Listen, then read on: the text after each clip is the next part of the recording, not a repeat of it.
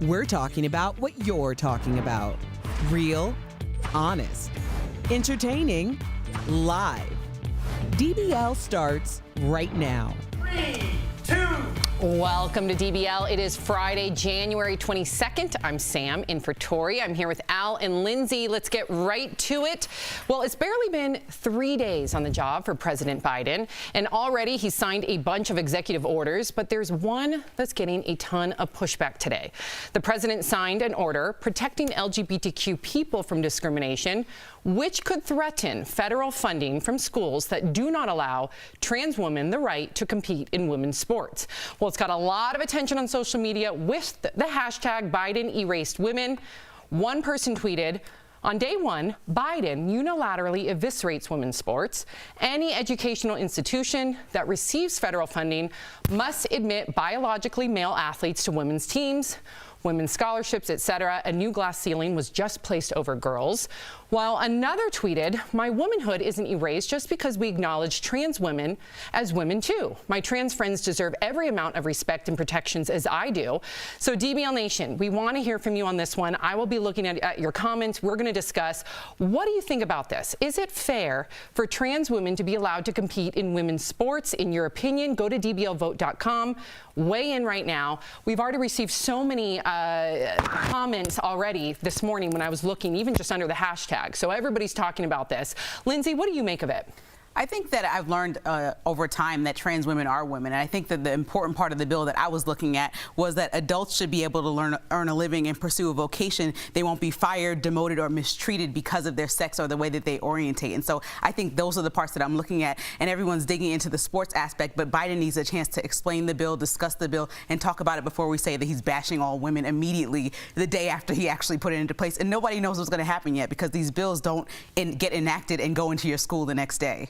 Yeah, absolutely. And when we start any conversation with somebody who just erased women, the conversation's over. That's not a thing. Baylor played last night. I watched the women's basketball game. Everybody seemed okay. Now, we do have something to talk about here in terms of biology. If you are born a man and you transition, there is more testosterone in your body that stays in your body, and you will have a physical advantage. That's wrong.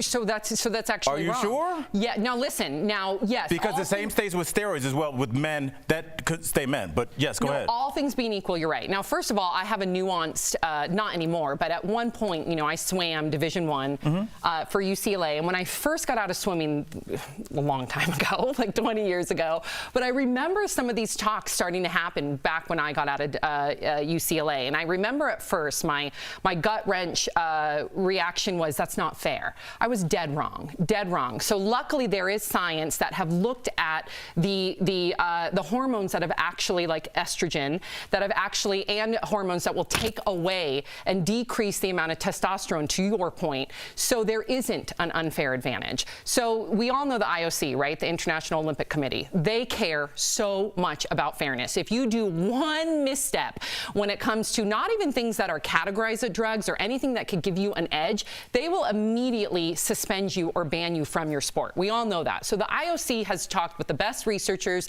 the best scientists over the last 3 decades, and they have found a way to make it fair amongst the sport. So to your point, yes, all things being equal, there is an advantage biologically when it comes to testosterone in male versus female. However, they're not going to just allow some Al Jackson to come into the sport. They want to make sure that you've transitioned for 4 years. Right. They want to make sure that within that transition that you have undergone hormone therapy, that you have decreased your testosterone. I don't know the exact limit, but the IOC has those guidelines. If you fall under that limit that matches the other competitors, and you've undergone the estrogen and all the other therapy to make yourself equal with your female competitors, you are allowed to compete. So it's very important that we know that there is a lot of science behind it, and I think 100% trans athletes should be able to compete. And otherwise, it's discriminatory. Lindsay, I just want to clarify the rest of my point real quick, and then we'll get to you.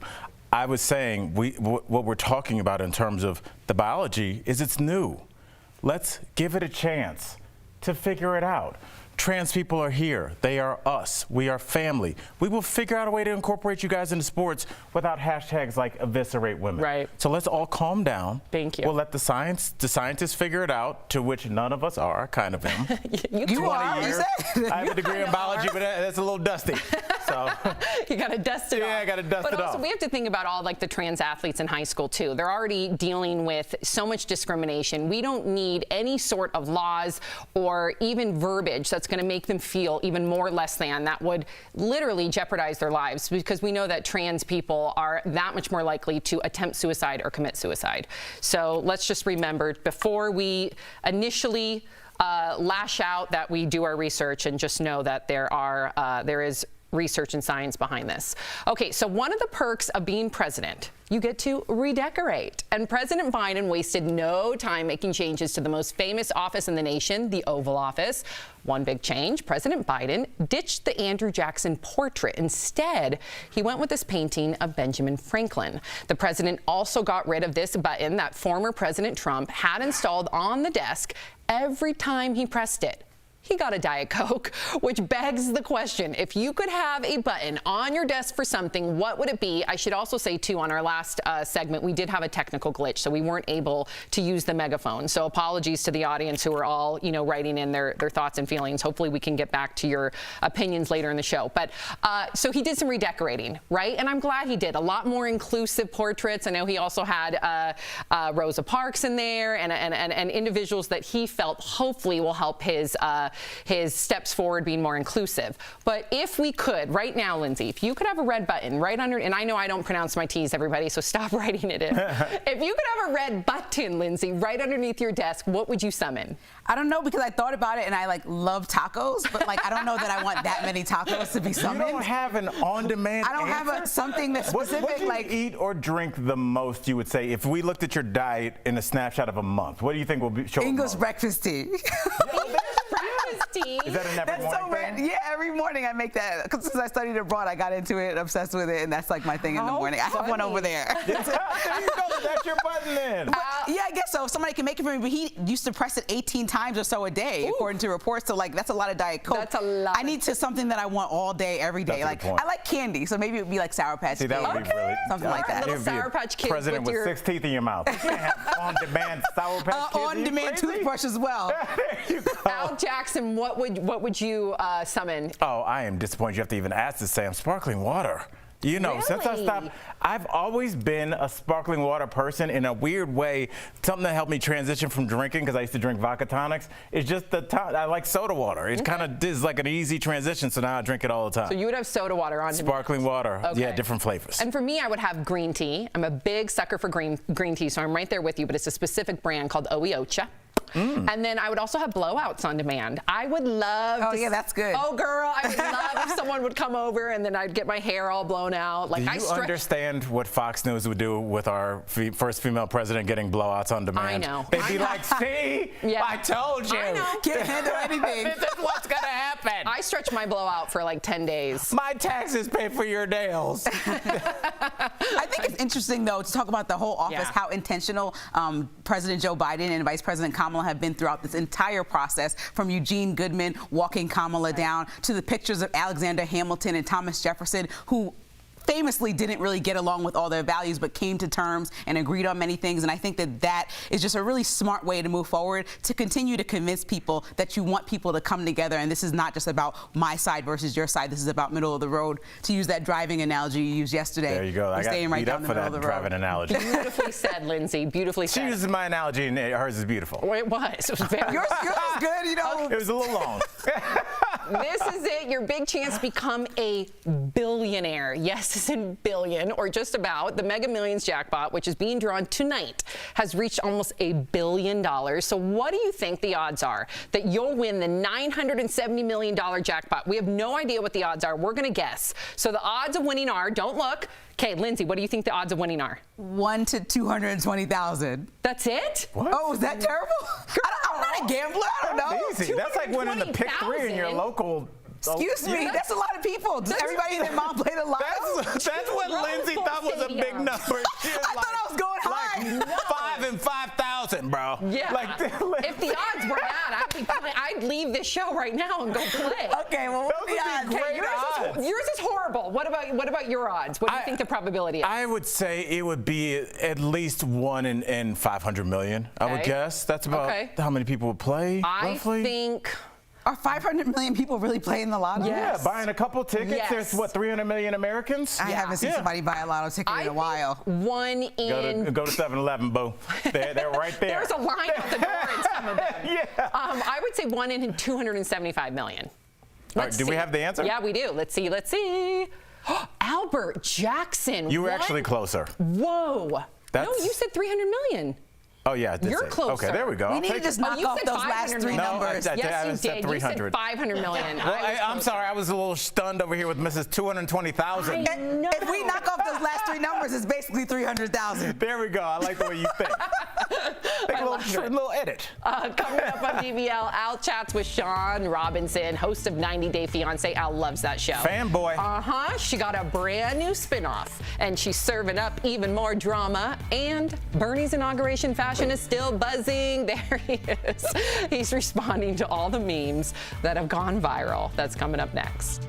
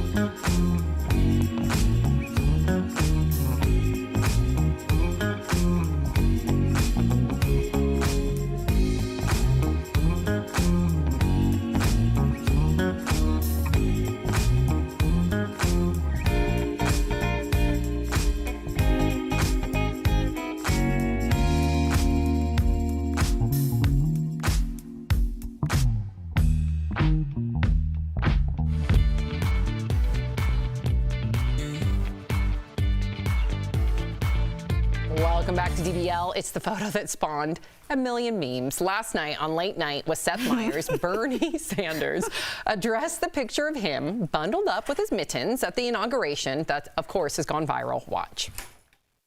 Were you aware that this photo was immediately sort of became the meme of the day?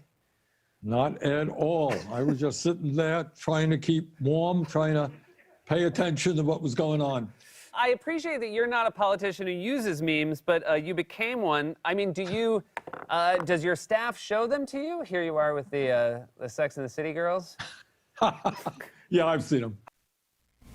And because those Bernie memes are the gifts that keep on giving, we've got a few more to show you. Demi Moore posted the famous pottery scene from Ghost with Bernie and his mittens standing in for Patrick Swayze. Get it, Bernie. There's also Bernie as Sharon Stone from the movie Basic Instinct. Then there's Bernie sitting on the couch with the Golden Girls. Al must love that one. My girls. He fits right in. And then Bob Ross put a cold little Bernie in his painting and gave him some happy mittens, of course. And we put Bernie in our DBL studio. Yes, Bernie. I love him. Thank God I'm in that picture. Okay. He's not socially distancing, though.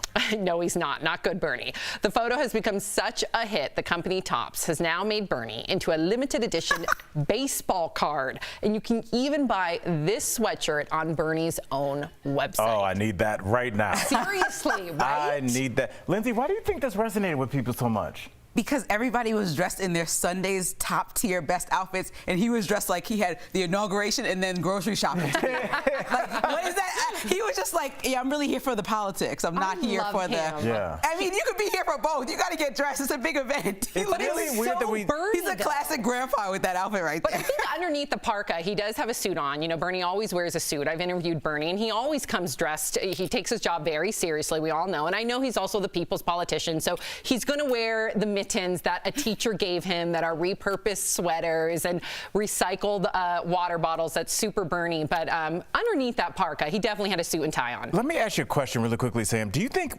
we will live to see a day where we have a politician that looks like Bernie? Because whether we want to admit it or not, all of our politicians kind of look the same. They all have that same weird, I want to be a senator hair and just that sad hairstyle that just looks like I haven't slept in the same room with my husband. Like, why don't politicians look like all I care about is this? Like when you see Bill Belichick, the coach, he looks like all he does is stay in the film room. You know, do you think we'll see that? I think Bernie's an anomaly, Lindsay. I mean, Lindsay knows this world more than I do, and I think Bernie truly is the people's politician. So this is so on brand for him, and I think that's why it took off. I mean, I think you can do both. Like, why can't you get? I think Kamala's an anomaly, but she gets dressed like. Look at Tom Hanks. He froze for the occasion. I know, but Bernie could just put on a good coat. Like That's all an we're asking everyday for. Joe politician. That looks the part. Fine, he Just a truly person might who be an doesn't get that everyday weird Joe, but I mean, square like, that's, haircut. come on now, Lindsay, that's a what kind Tuesday of outfit coat? for. Lindsay, what kind of coat do you want him in? And he could have just been in one of those black long coats. I don't know what men's coats She's are not called. voting for him either. She's mad at his outfit too. Oh, I'm so happy He's out there he wore working what for he the people. wore. Way to go, Bernie. Coming up on DBL, Al catches up with Sean Robinson from 90 Day Fiancé. She's hosting a juicy new spinoff that goes even further than the OG show.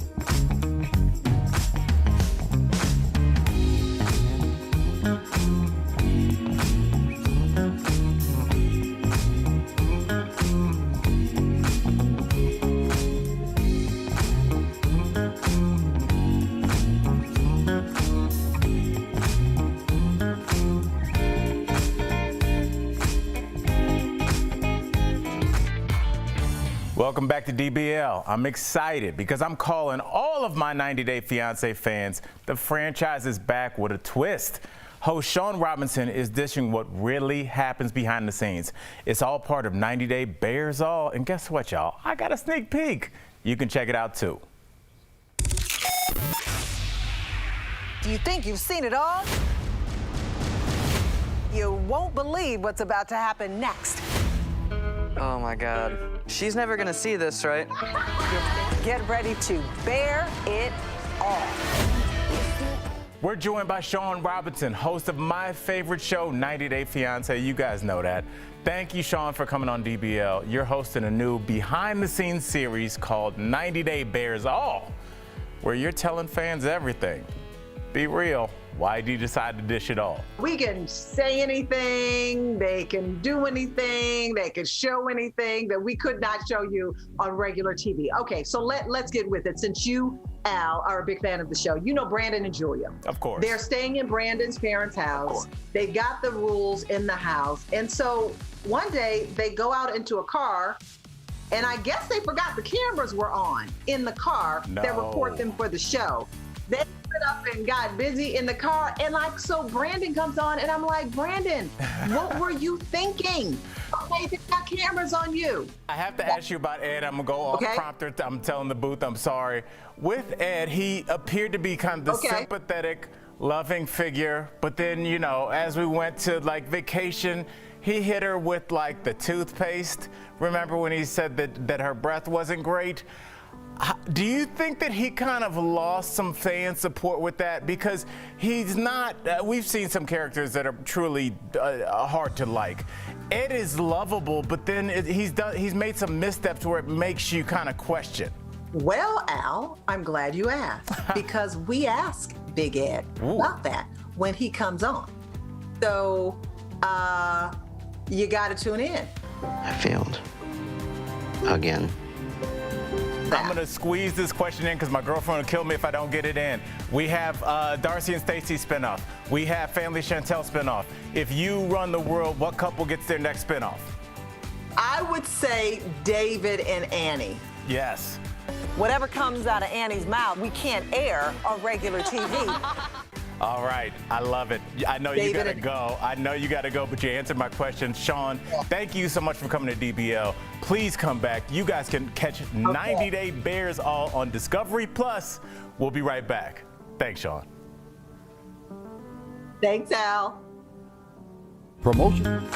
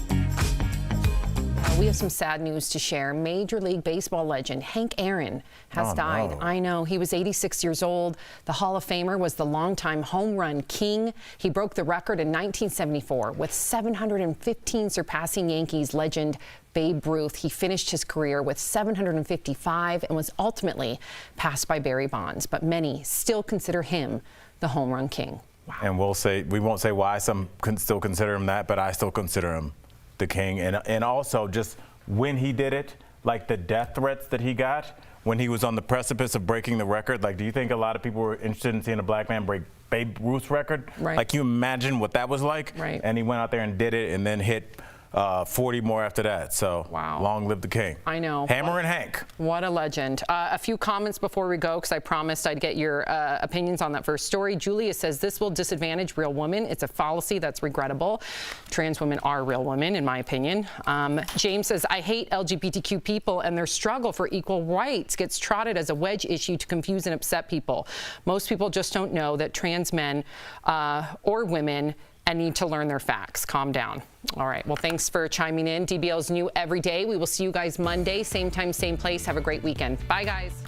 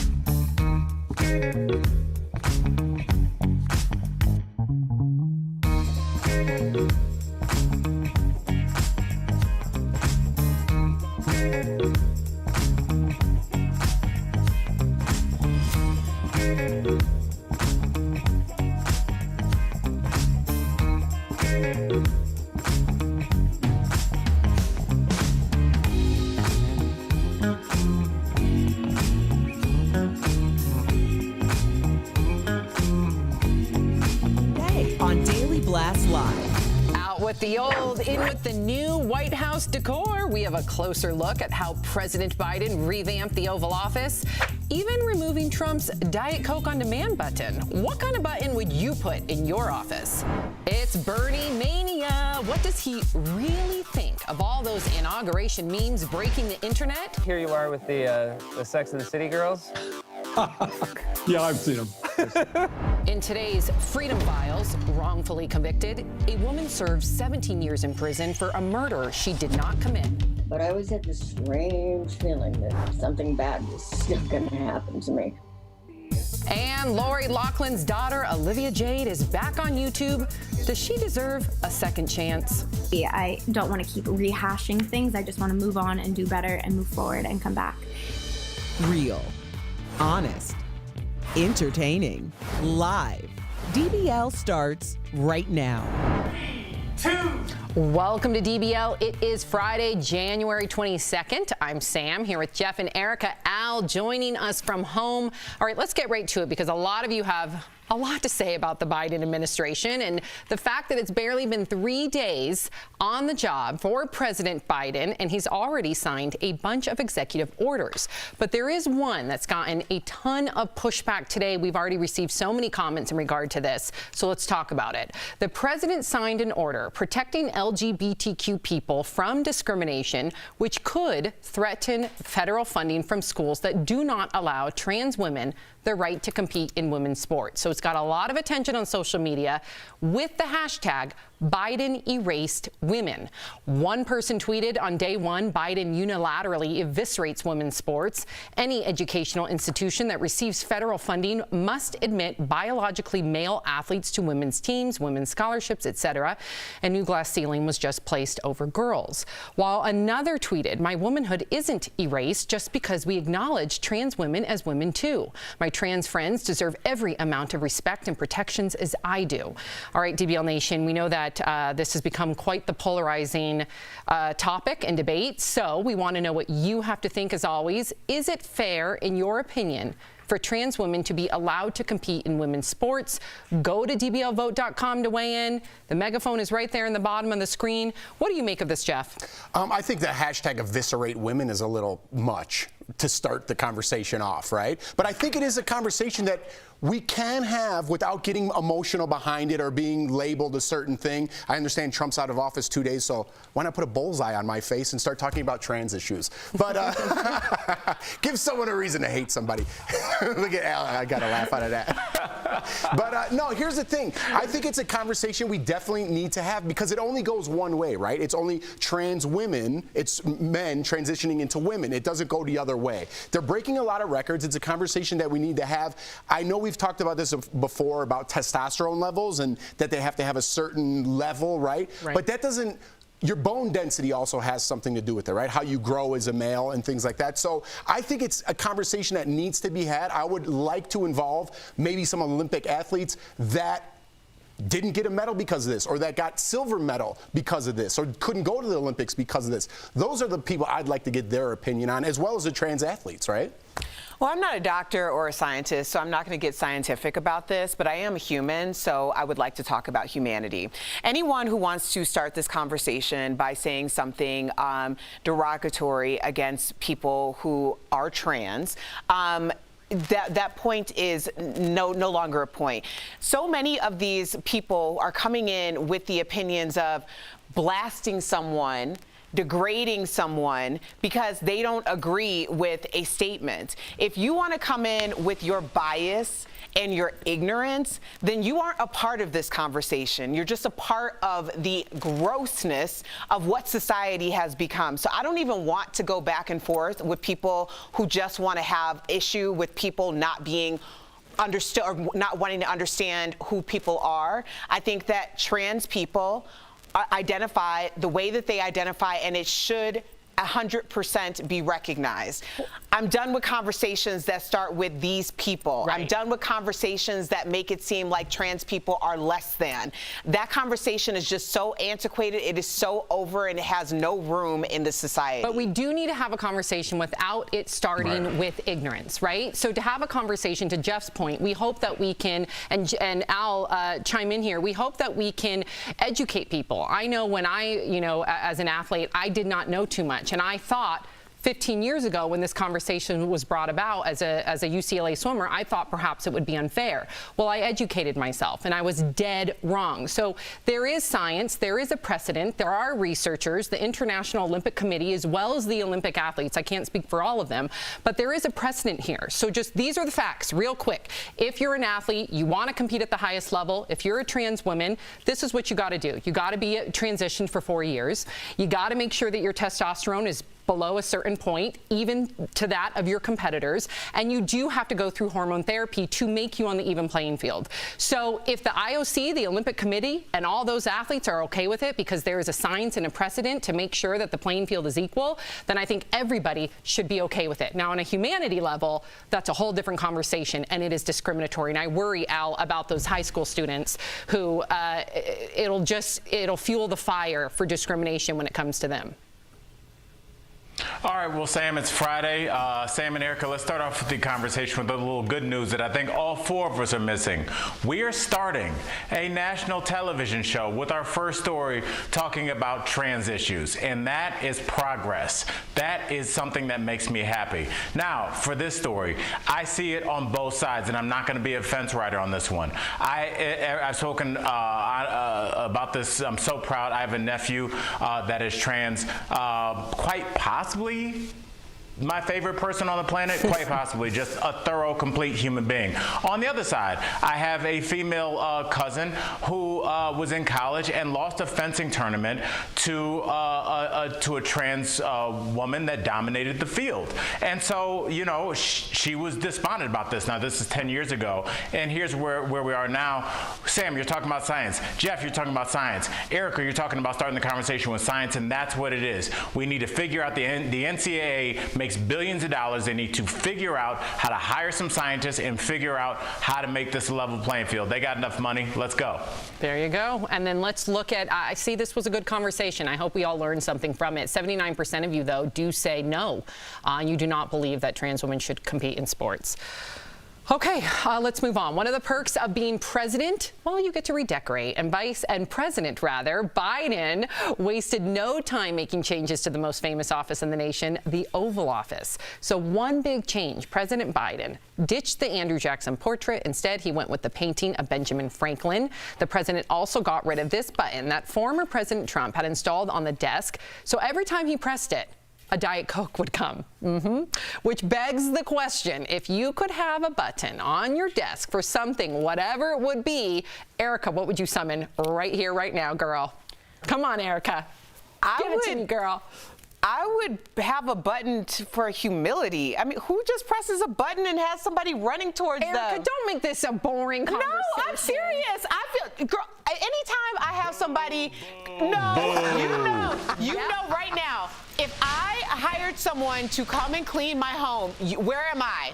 Y'all know this. I am right next to them, okay? I feel weird about people put doing that aside. Erica Cobb, we all, I think, agree with you on that sentiment, right? I would never want somebody serving me. No, I don't. Oh, hold on, mister. You want a gold toilet one day. Hold on. Erica, put all that aside. What would your button, let's say it's just poof magically appears. It doesn't have to come from anybody. What would poof magically appear to you? Eric, you know you like some Swedish fish. Come on, Erica. Okay, I'll have some Swedish fish.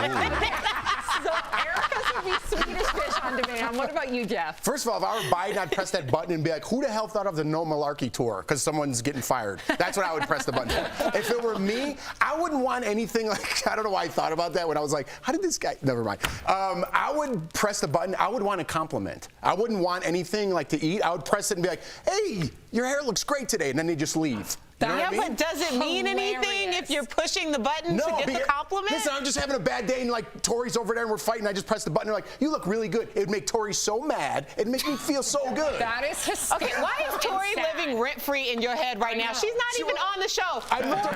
She's not even rent-free. So really quickly, Al, what would you summon?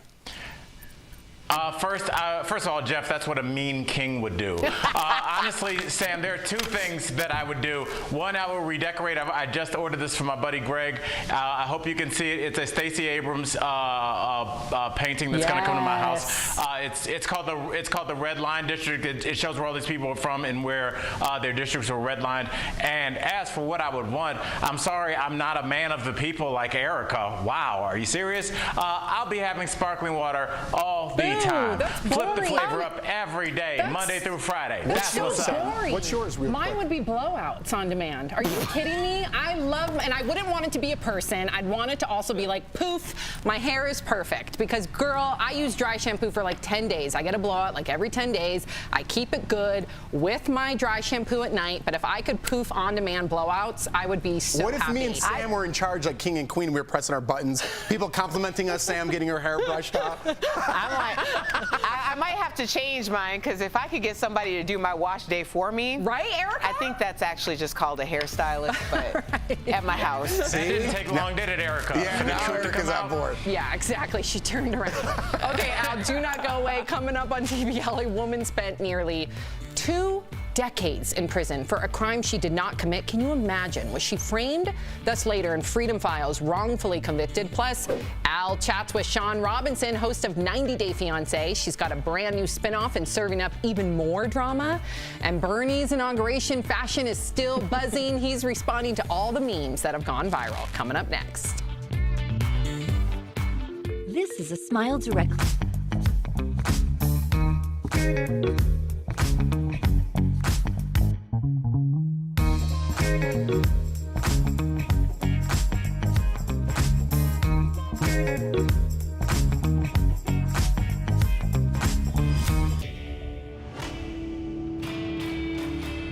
Tweets showing art and artifacts being taken out of the White House went viral during the last few days of the Trump administration. Some suggested they were being stolen.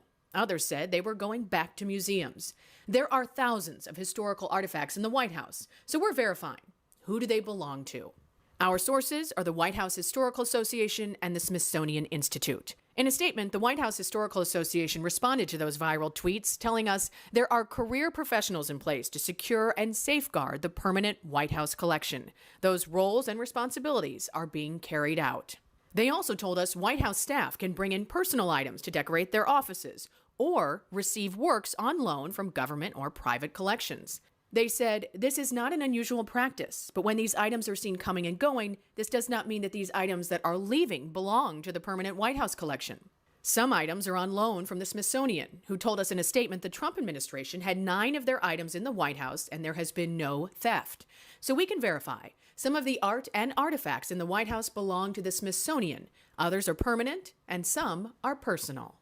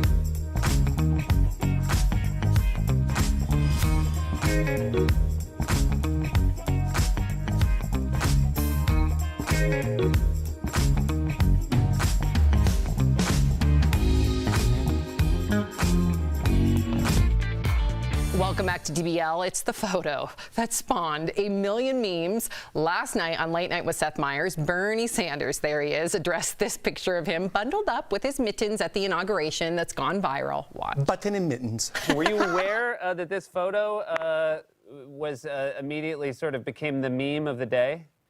Not at all. I was just sitting there trying to keep warm, trying to pay attention to what was going on.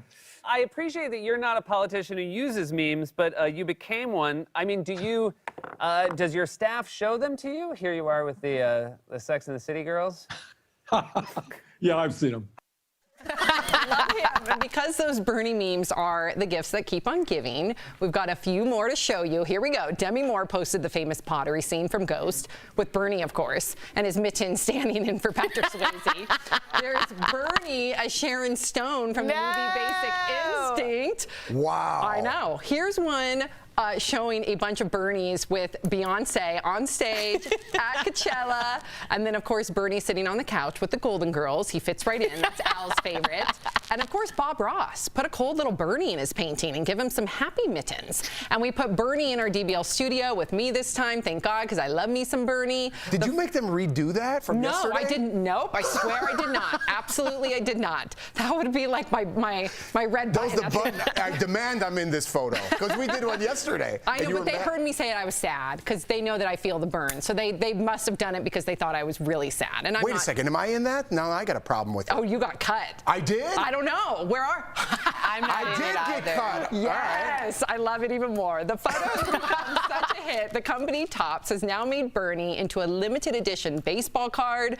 You can even buy this sweatshirt on Bernie's own website. Why do you think this took off, Jeff? Well, let me ask you this. This is my question running through this. People love this and they love Bernie. Why didn't he win the Democratic nomination? Whether it was Hillary Clinton, let's talk about the memes. But everybody loves Bernie. Why did he not win the nomination? Not everybody does love Bernie. Everyone loves these memes. Everyone loves a little Bernie. Everyone laughs when he talks. I mean, listen, who the hell did I become that I'm bringing up politics on a funny story? I was trying to steer you. But everyone loves Bernie. I understand how Joe Biden got the nomination. Let me tell you, to answer the question, the reason why this took off is because y'all have to remember, everybody was wearing masks. This is the first time that we were never able to really understand what people were saying or thinking.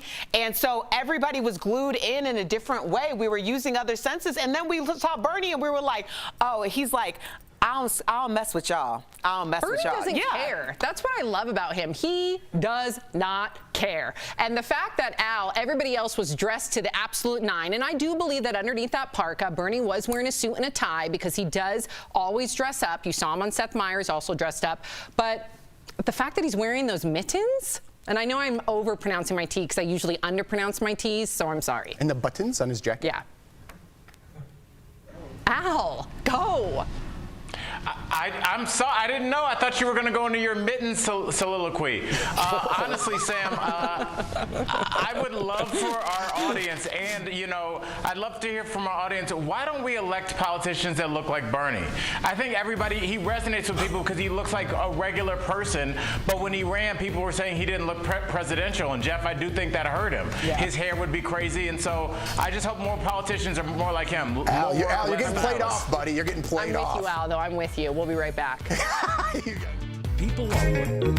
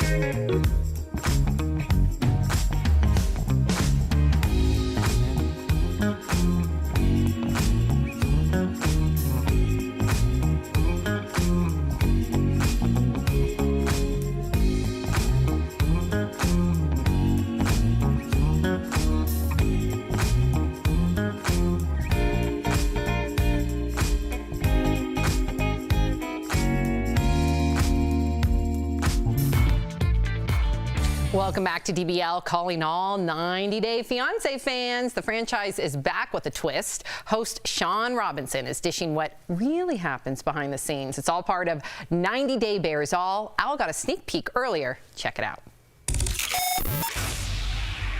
Do you think you've seen it all? You won't believe what's about to happen next. Oh my God. She's never gonna see this, right? Get ready to bear it all. We're joined by Sean Robinson, host of my favorite show, 90 Day Fiancé. You guys know that.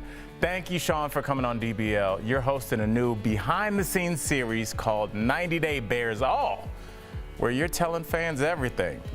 Be real. Why did you decide to dish it all? We can say anything, they can do anything, they can show anything that we could not show you on regular TV. Okay, so let's get with it. Since you, Al, are a big fan of the show, you know Brandon and Julia. Of course. They're staying in Brandon's parents' house. They got the rules in the house. And so one day they go out into a car, and I guess they forgot the cameras were on in the car that record them for the show. They up and got busy in the car, and like, so Brandon comes on, and I'm like, Brandon, what were you thinking? Okay, they got cameras on you. I have to ask you about Ed. I'm gonna go off prompter. I'm telling the booth, I'm sorry.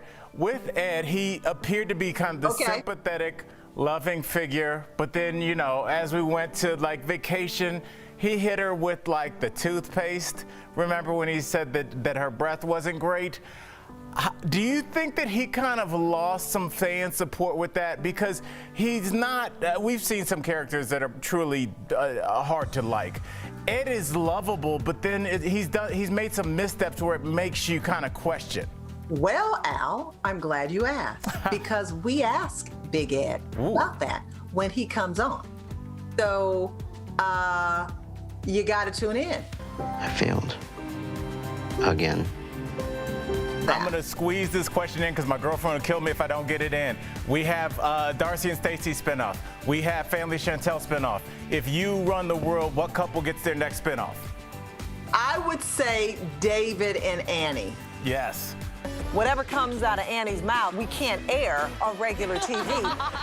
All right, I love it. I know you gotta go. I know you gotta go, but you answered my question. Sean, thank you so much for coming to DBL. Please come back. You guys can catch 90 Day Bears All on Discovery Plus.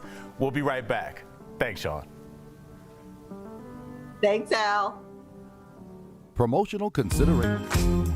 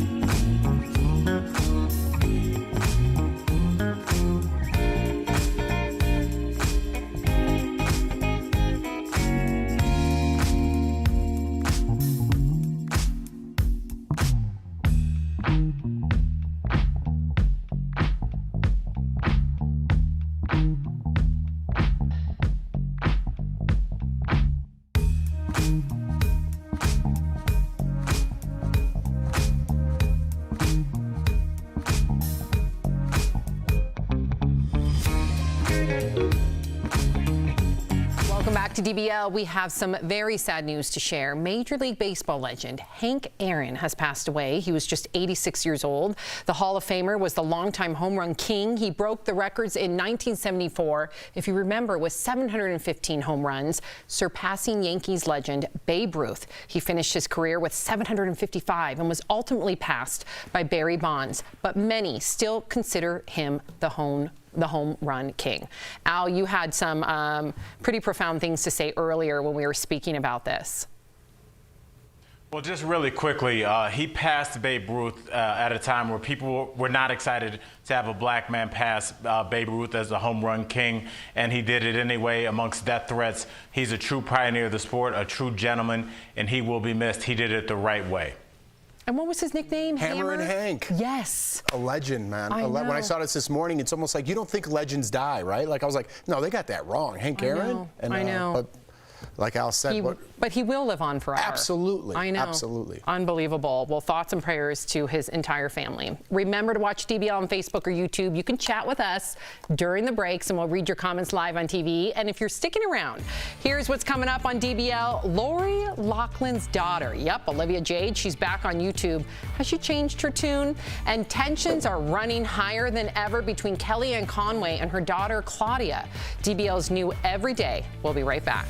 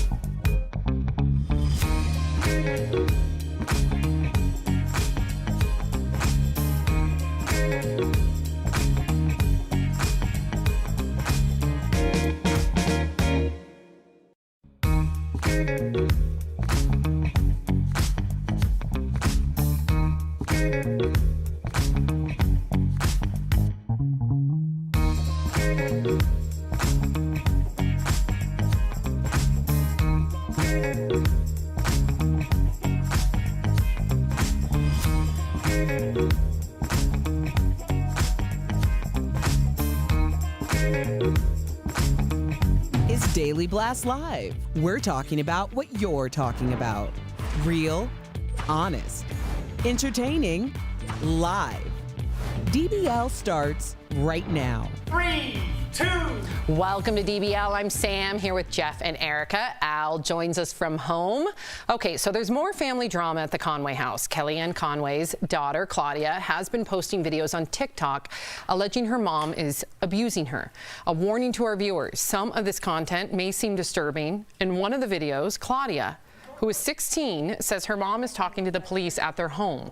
According to TMZ, the police were doing a welfare check on Claudia after a TikTok user contacted authorities earlier this week.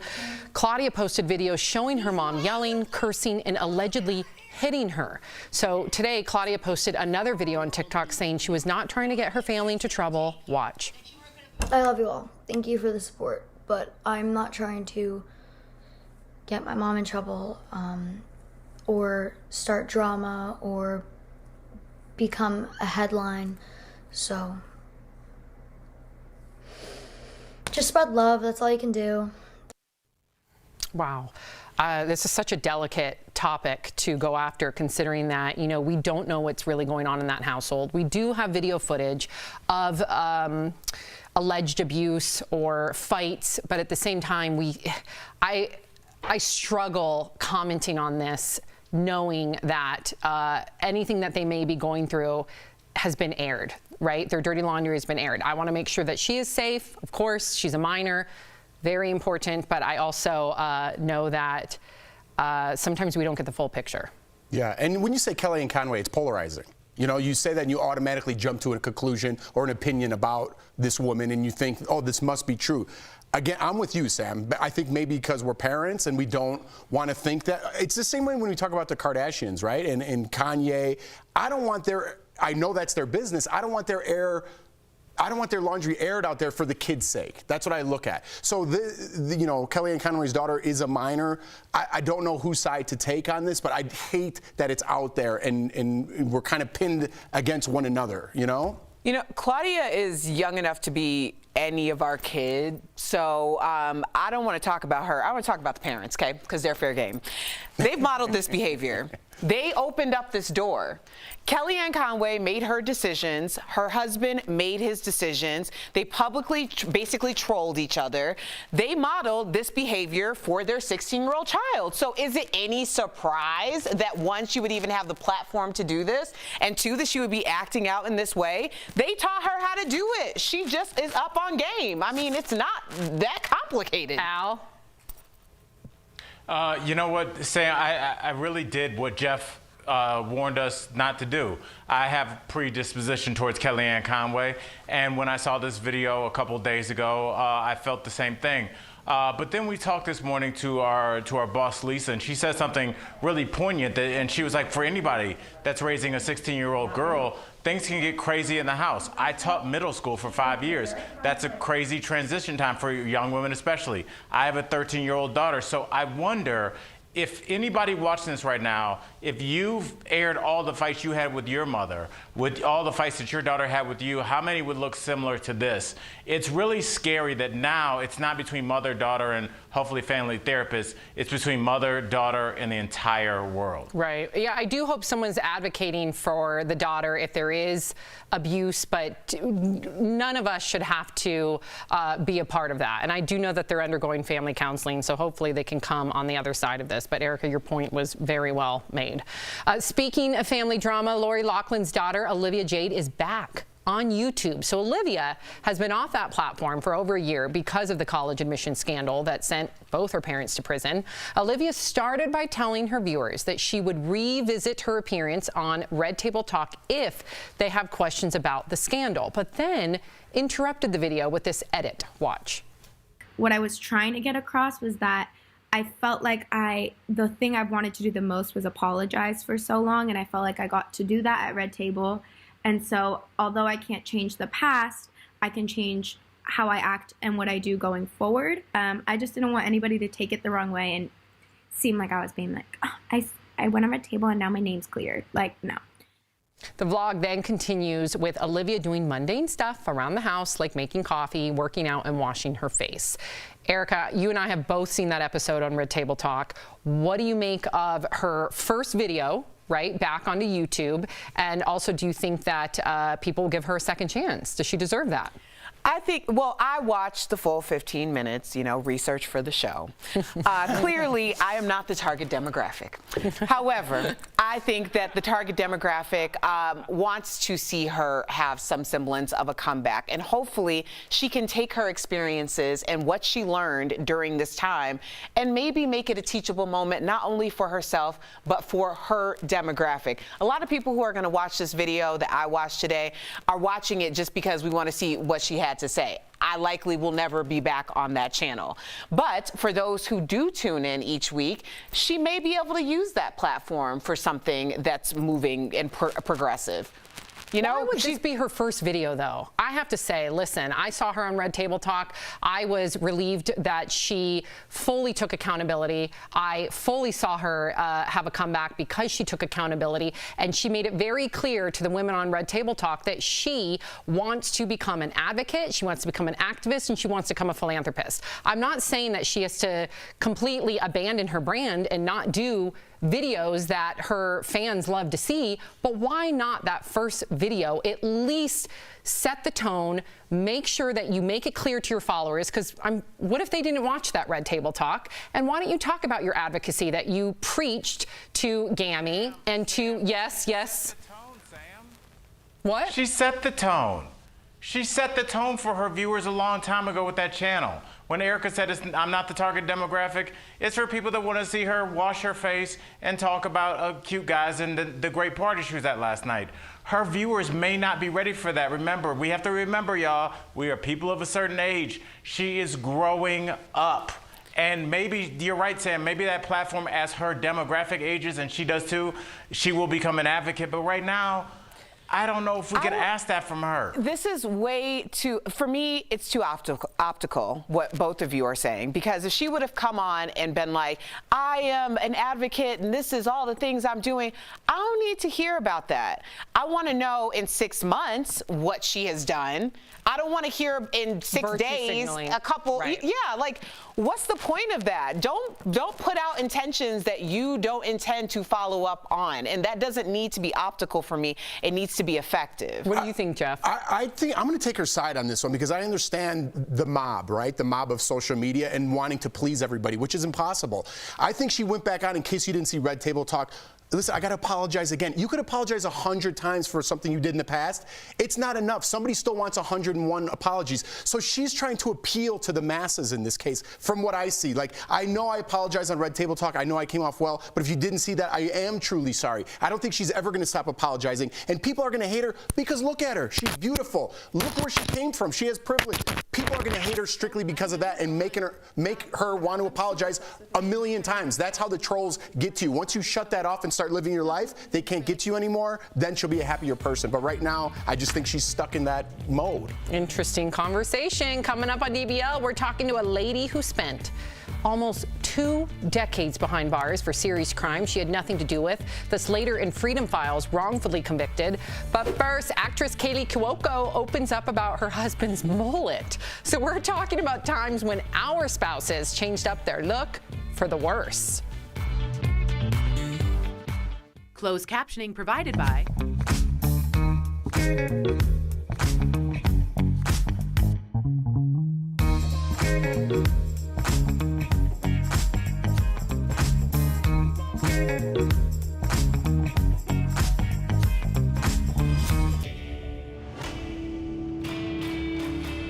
Tweets showing art and artifacts being taken out of the White House went viral during the last few days of the Trump administration. Some suggested they were being stolen.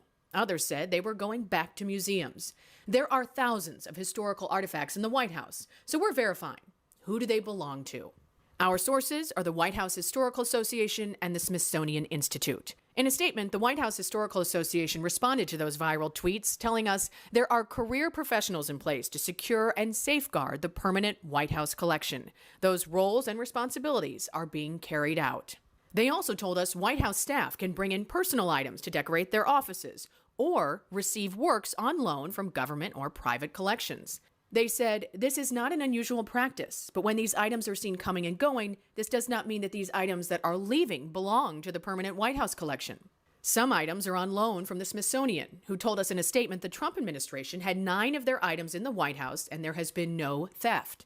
So we can verify. Some of the art and artifacts in the White House belong to the Smithsonian. Others are permanent and some are personal.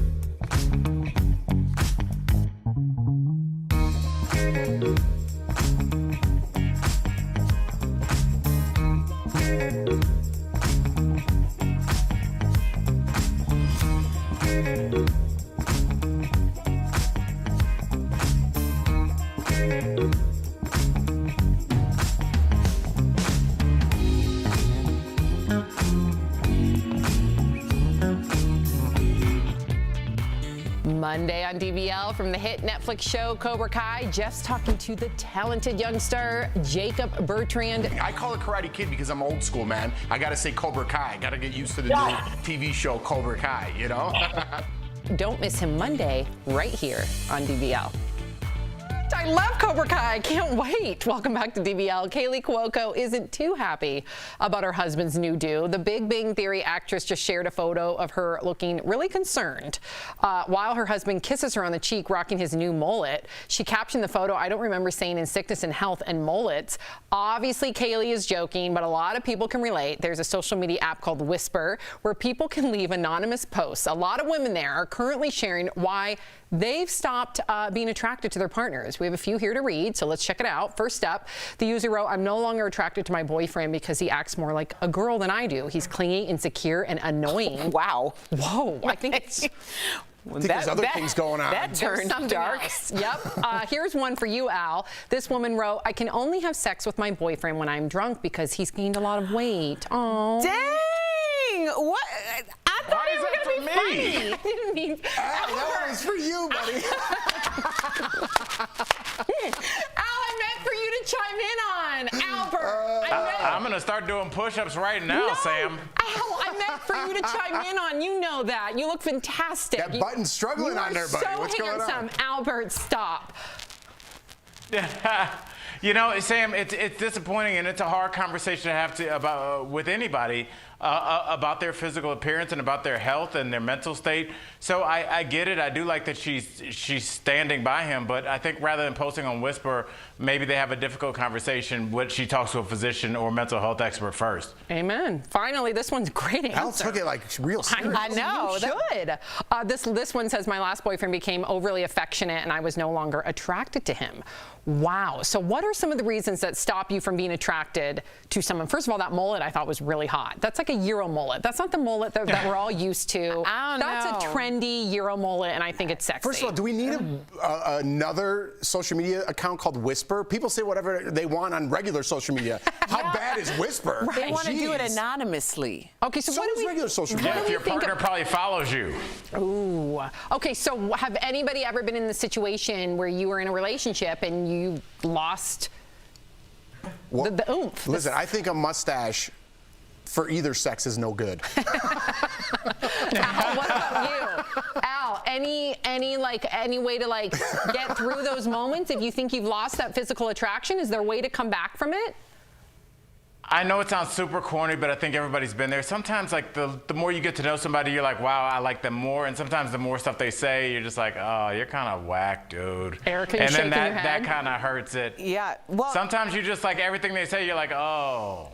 If there's one thing that makes you immediately not be attracted to your partner, then that was all that you ever had in common with them. Like, that was just it. Like, if it was the look, it was just the look. If it was the money, it was just the money. Mm-hmm. That's right, Erica. Yep, we'll be right back. Yeah. People are wearing masks nearly.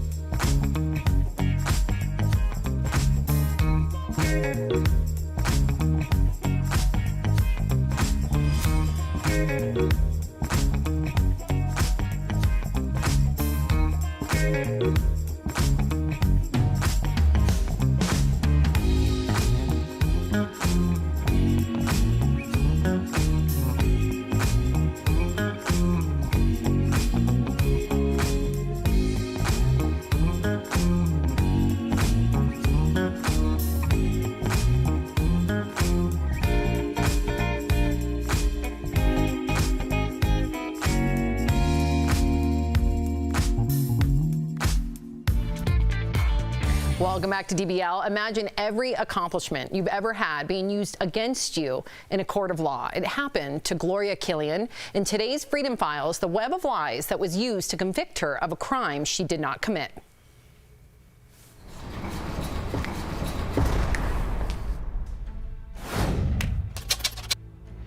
The year is 1981, and 35-year-old Gloria Killian decides to take a break from law school to save money for her tuition. The guy that I was dating introduced me to a friend of his who owns a coin shop. Gloria becomes friends with the owner and does some legal work for him. That period of time in Sacramento, there was a string of robberies and murders involving coins and coin shop dealers. On December 9th, two men disguised as telephone repairmen enter the home of an elderly couple. They steal 6 suitcases full of silver coins. The husband is shot and killed. His wife is shot but survives. Steven DeSantis and his cousin, Gary Massey, are arrested for the crime. However, an anonymous tip names Gloria as the mastermind. They took me downtown and it immediately got really ugly and hostile. I talked to them for 3.5 hours. I didn't say anything incriminating because I didn't know anything incriminating. Gloria is charged with murder, attempted murder, robbery, burglary, and grand theft auto. Gary and Steven go to trial and Gloria hires an attorney. After 4.5 months, the case against me was dismissed because there was no evidence. However, Sacramento County, not being deterred, managed to come up with someone. Steven is found guilty of being the triggerman and sentenced to death. Gary is convicted of first-degree murder and sentenced to life in prison without parole. My case was over. I mean, it was done. There was nothing. But I always had this strange feeling that something bad was still going to happen to me. After sentencing, Gary contacts the sheriff's department, saying he will help them in their investigation against Gloria if they reduce his sentence. The Sacramento County Sheriff's Department had a very bad reputation at that time, and I don't think they'd solved the case in, I don't know, at least a year. Gloria is once again arrested. While on the stand, Gary lies. He tells the jurors that Gloria is the mastermind and even says there is no deal or arrangement with the prosecution for his testimony. His statement is the only direct piece of evidence against her. I had no idea what happened to me, literally. And I read law books till I was cross-eyed. On February 26, 1986, Gloria is convicted and sentenced to 32 years to life in prison. While Gloria serves her time, Gary begins writing letters to authorities. 90 days after I got to prison, wrote a letter to the district attorney in which he said, I lied my ass off on the stand for you. I gave you Killian. What are you doing for me? He wrote 2 more recantation letters in about a 6-month period. It isn't until 10 years into her sentence that the web of lies created by the prosecution finally unravels.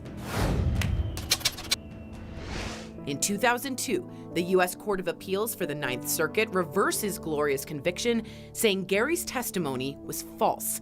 All charges against her are dismissed, and after 17.5 years in prison, Gloria is released.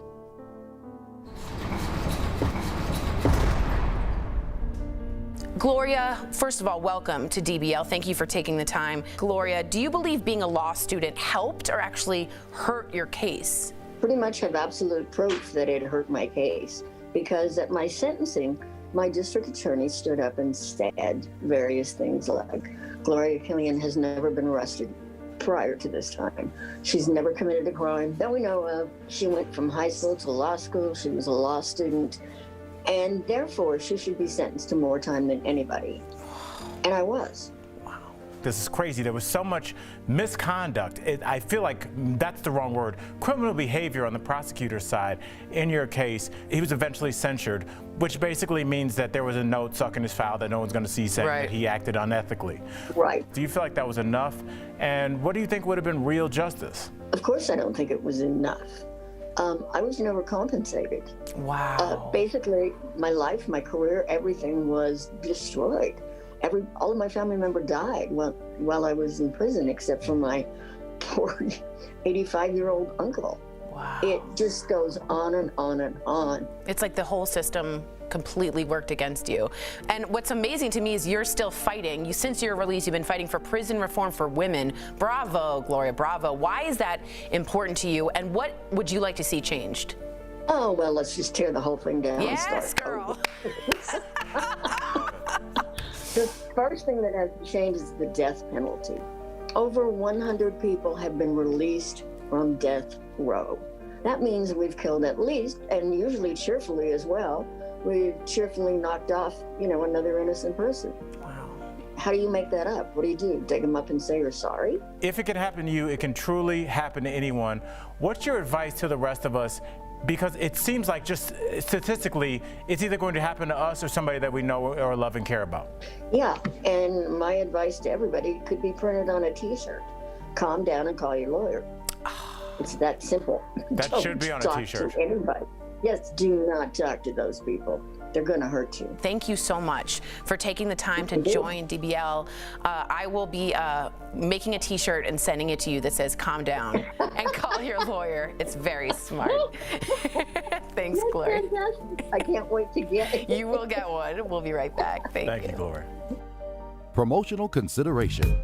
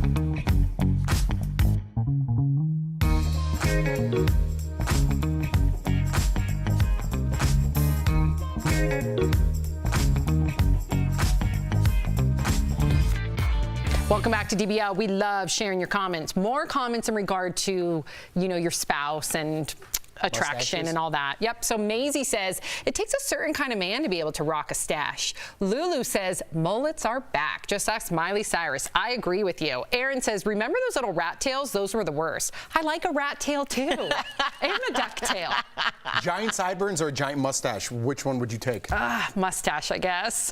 DBL's new every day. Bye, guys. See you Monday. Happy weekend. Bye, Al.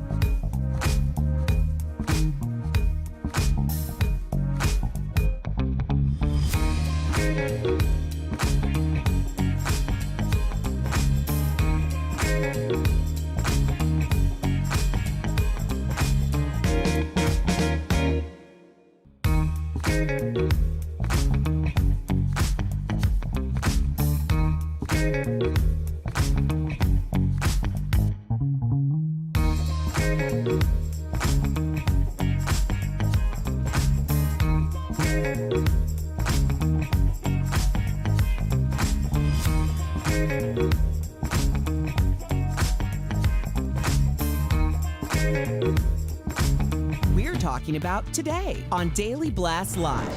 Out with the old, in with the new White House decor. We have a closer look at how President Biden revamped the Oval Office, even removing Trump's Diet Coke on Demand button. What kind of button would you put in your office?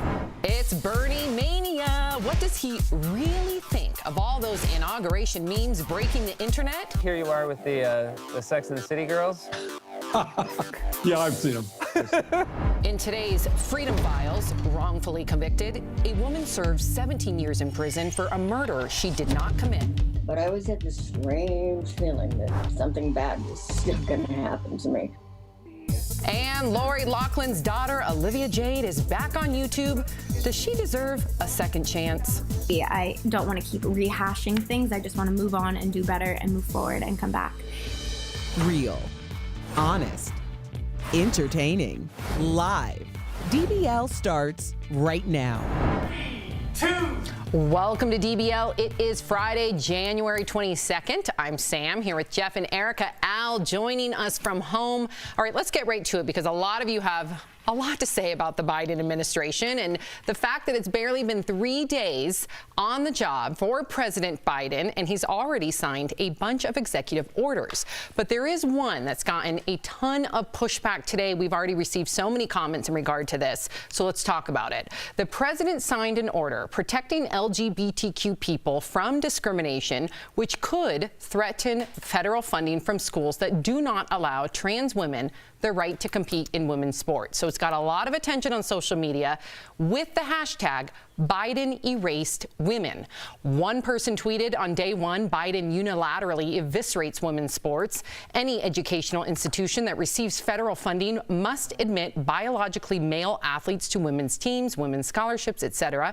A new glass ceiling was just placed over girls. While another tweeted, my womanhood isn't erased just because we acknowledge trans women as women too. My trans friends deserve every amount of respect and protections as I do. All right, DBL Nation, we know that this has become quite the polarizing topic and debate. So we want to know what you have to think as always. Is it fair, in your opinion, for trans women to be allowed to compete in women's sports? Go to dblvote.com to weigh in. The megaphone is right there in the bottom of the screen. What do you make of this, Jeff? I think the hashtag eviscerate women is a little much to start the conversation off, right? But I think it is a conversation that we can have without getting emotional behind it or being labeled a certain thing. I understand Trump's out of office 2 days, so why not put a bullseye on my face and start talking about trans issues? But give someone a reason to hate somebody. Look at Al, I got a laugh out of that. But no, here's the thing. I think it's a conversation we definitely need to have because it only goes one way, right? It's only trans women, it's men transitioning into women. It doesn't go the other way. They're breaking a lot of records. It's a conversation that we need to have. I know we've talked about this before about testosterone levels and that they have to have a certain level, right? But that doesn't, your bone density also has something to do with it, right? How you grow as a male and things like that. So I think it's a conversation that needs to be had. I would like to involve maybe some Olympic athletes that didn't get a medal because of this, or that got silver medal because of this, or couldn't go to the Olympics because of this. Those are the people I'd like to get their opinion on, as well as the trans athletes, right? Well, I'm not a doctor or a scientist, so I'm not going to get scientific about this, but I am a human, so I would like to talk about humanity. Anyone who wants to start this conversation by saying something derogatory against people who are trans, that point is no longer a point. So many of these people are coming in with the opinions of blasting someone, degrading someone because they don't agree with a statement. If you want to come in with your bias and your ignorance, then you aren't a part of this conversation. You're just a part of the grossness of what society has become. So I don't even want to go back and forth with people who just want to have issue with people not being understood or not wanting to understand who people are. I think that trans people identify the way that they identify, and it should 100% be recognized. I'm done with conversations that start with these people. Right. I'm done with conversations that make it seem like trans people are less than.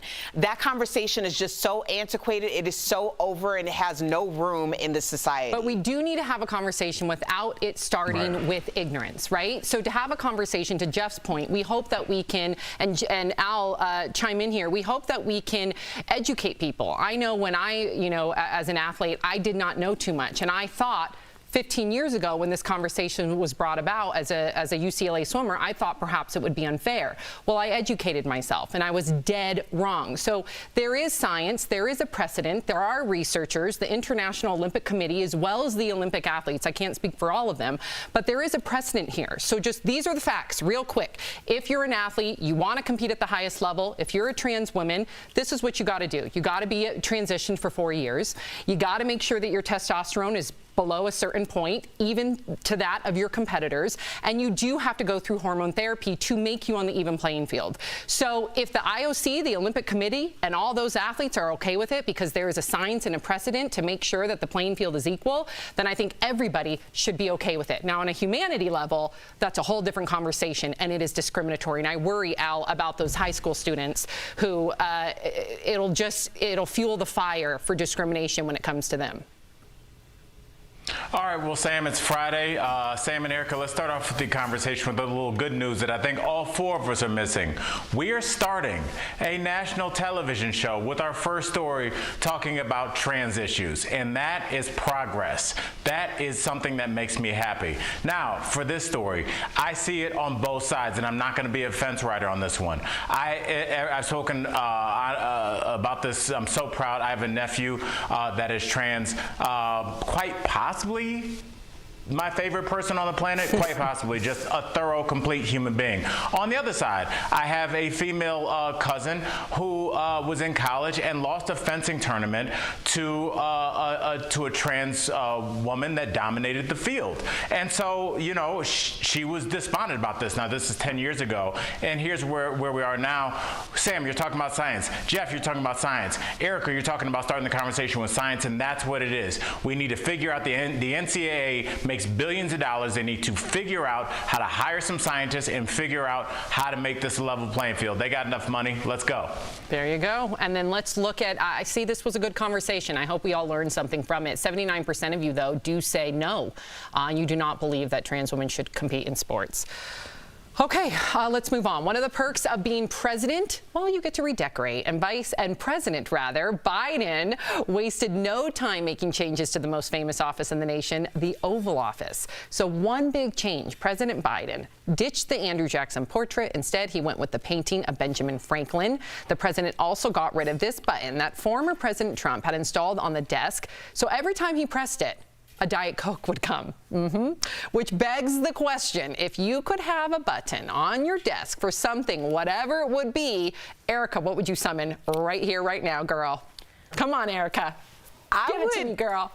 I would have a button for humility. I mean, who just presses a button and has somebody running towards them? Erica, don't make this a boring conversation. No, I'm serious. I feel, girl, anytime I have somebody, you know right now, if I hired someone to come and clean my home, where am I? Y'all know this. I am right next to them, okay? I feel weird about people put doing that aside. Erica Cobb, we all, I think, agree with you on that sentiment, right? I would never want somebody serving me. No, I don't. Oh, hold on, mister. You want a gold toilet one day. Hold on. Erica, put all that aside.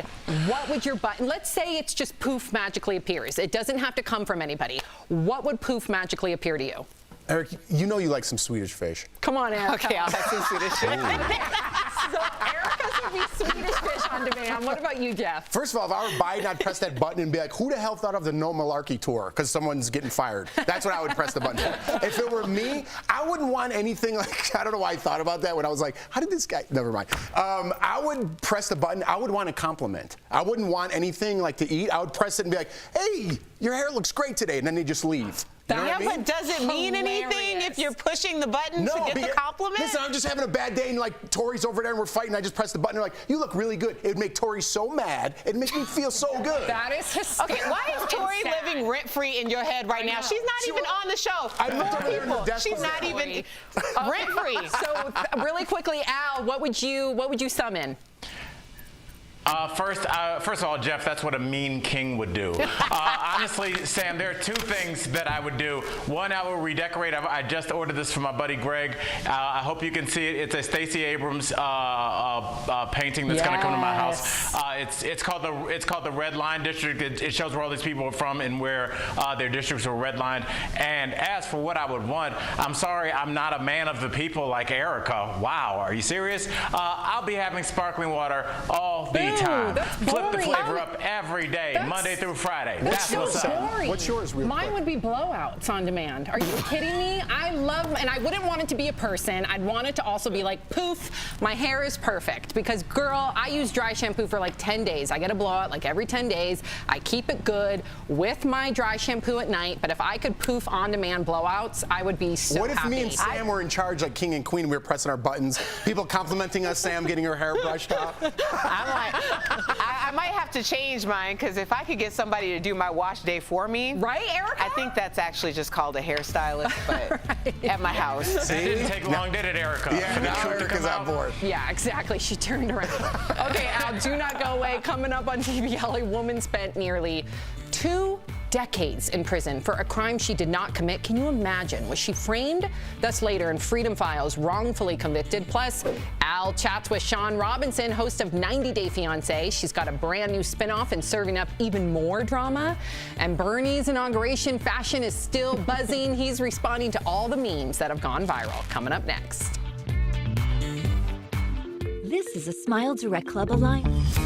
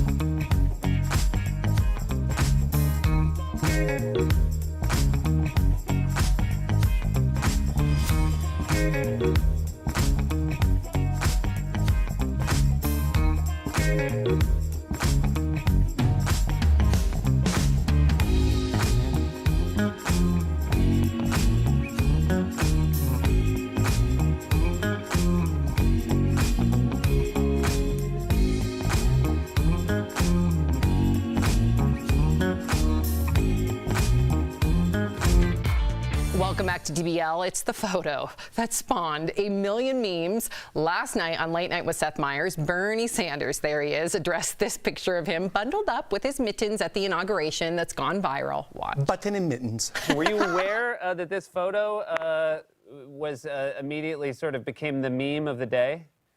Not at all. I was just sitting there trying to keep warm, trying to pay attention to what was going on. I appreciate that you're not a politician who uses memes, but you became one. I mean, does your staff show them to you? Here you are with the Sex and the City girls. Yeah, I've seen them.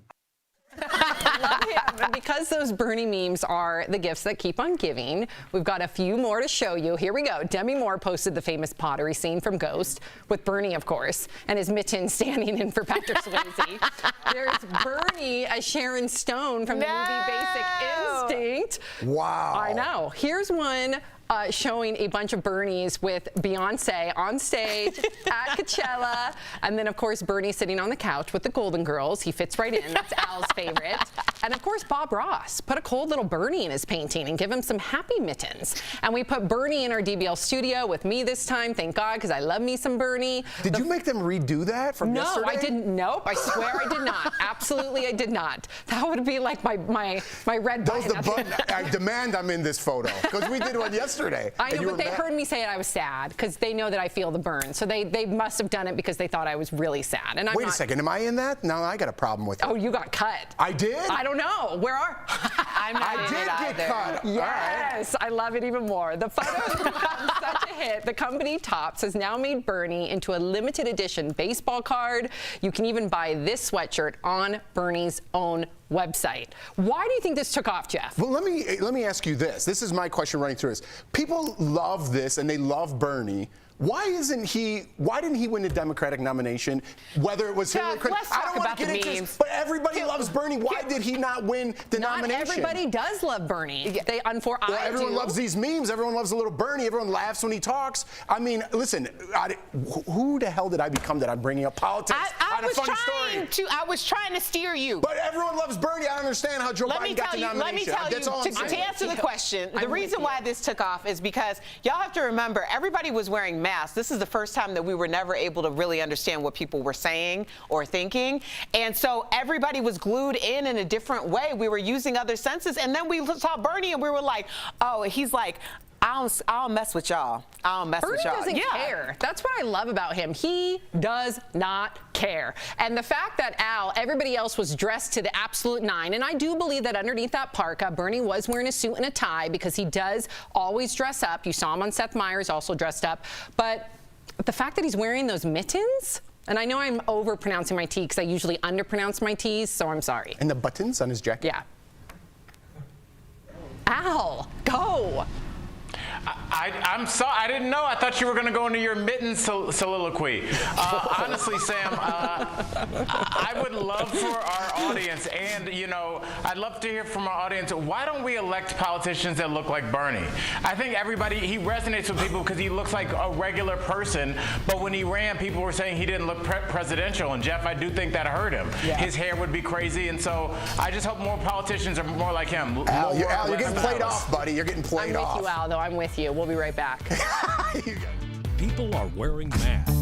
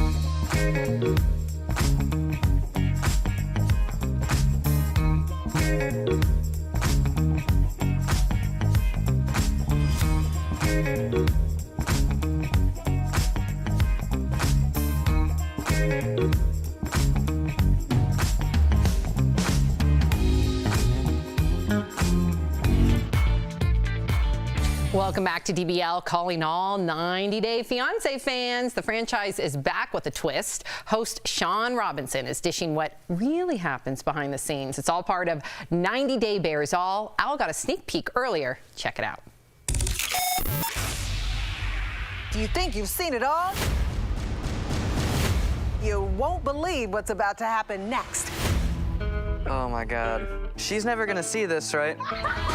Get ready to bear it all. We're joined by Sean Robinson, host of my favorite show, 90 Day Fiancé. You guys know that. Thank you, Sean, for coming on DBL. You're hosting a new behind-the-scenes series called 90 Day Bears All, where you're telling fans everything. Be real. Why did you decide to dish it all? We can say anything, they can do anything, they can show anything that we could not show you on regular TV. Okay, so let's get with it. Since you, Al, are a big fan of the show, you know Brandon and Julia. Of course. They're staying in Brandon's parents' house. They got the rules in the house. And so one day they go out into a car, and I guess they forgot the cameras were on in the car that record them for the show. They up and got busy in the car, and so Brandon comes on, and I'm like, Brandon, what were you thinking? Okay, they got cameras on you. I have to ask you about Ed. I'm gonna go off prompter. I'm telling the booth, I'm sorry. With Ed, he appeared to be kind of the sympathetic, loving figure, but then, you know, as we went to vacation, he hit her with the toothpaste. Remember when he said that her breath wasn't great? Do you think that he kind of lost some fan support with that? Because he's not, we've seen some characters that are truly hard to like. Ed is lovable, but then he's made some missteps where it makes you kind of question. Well, Al, I'm glad you asked, because we ask Big Ed about that when he comes on. So, you gotta tune in. I failed. Again. I'm gonna squeeze this question in because my girlfriend will kill me if I don't get it in. We have Darcy and Stacey spinoff. We have Family Chantel spinoff. If you run the world, what couple gets their next spinoff? I would say David and Annie. Yes. Whatever comes out of Annie's mouth, we can't air on regular TV. All right, I love it. I know you gotta go. I know you gotta go, but you answered my question. Sean, thank you so much for coming to DBL. Please come back. You guys can catch 90 Day Bears All on Discovery Plus. We'll be right back. Thanks, Sean. Thanks, Al.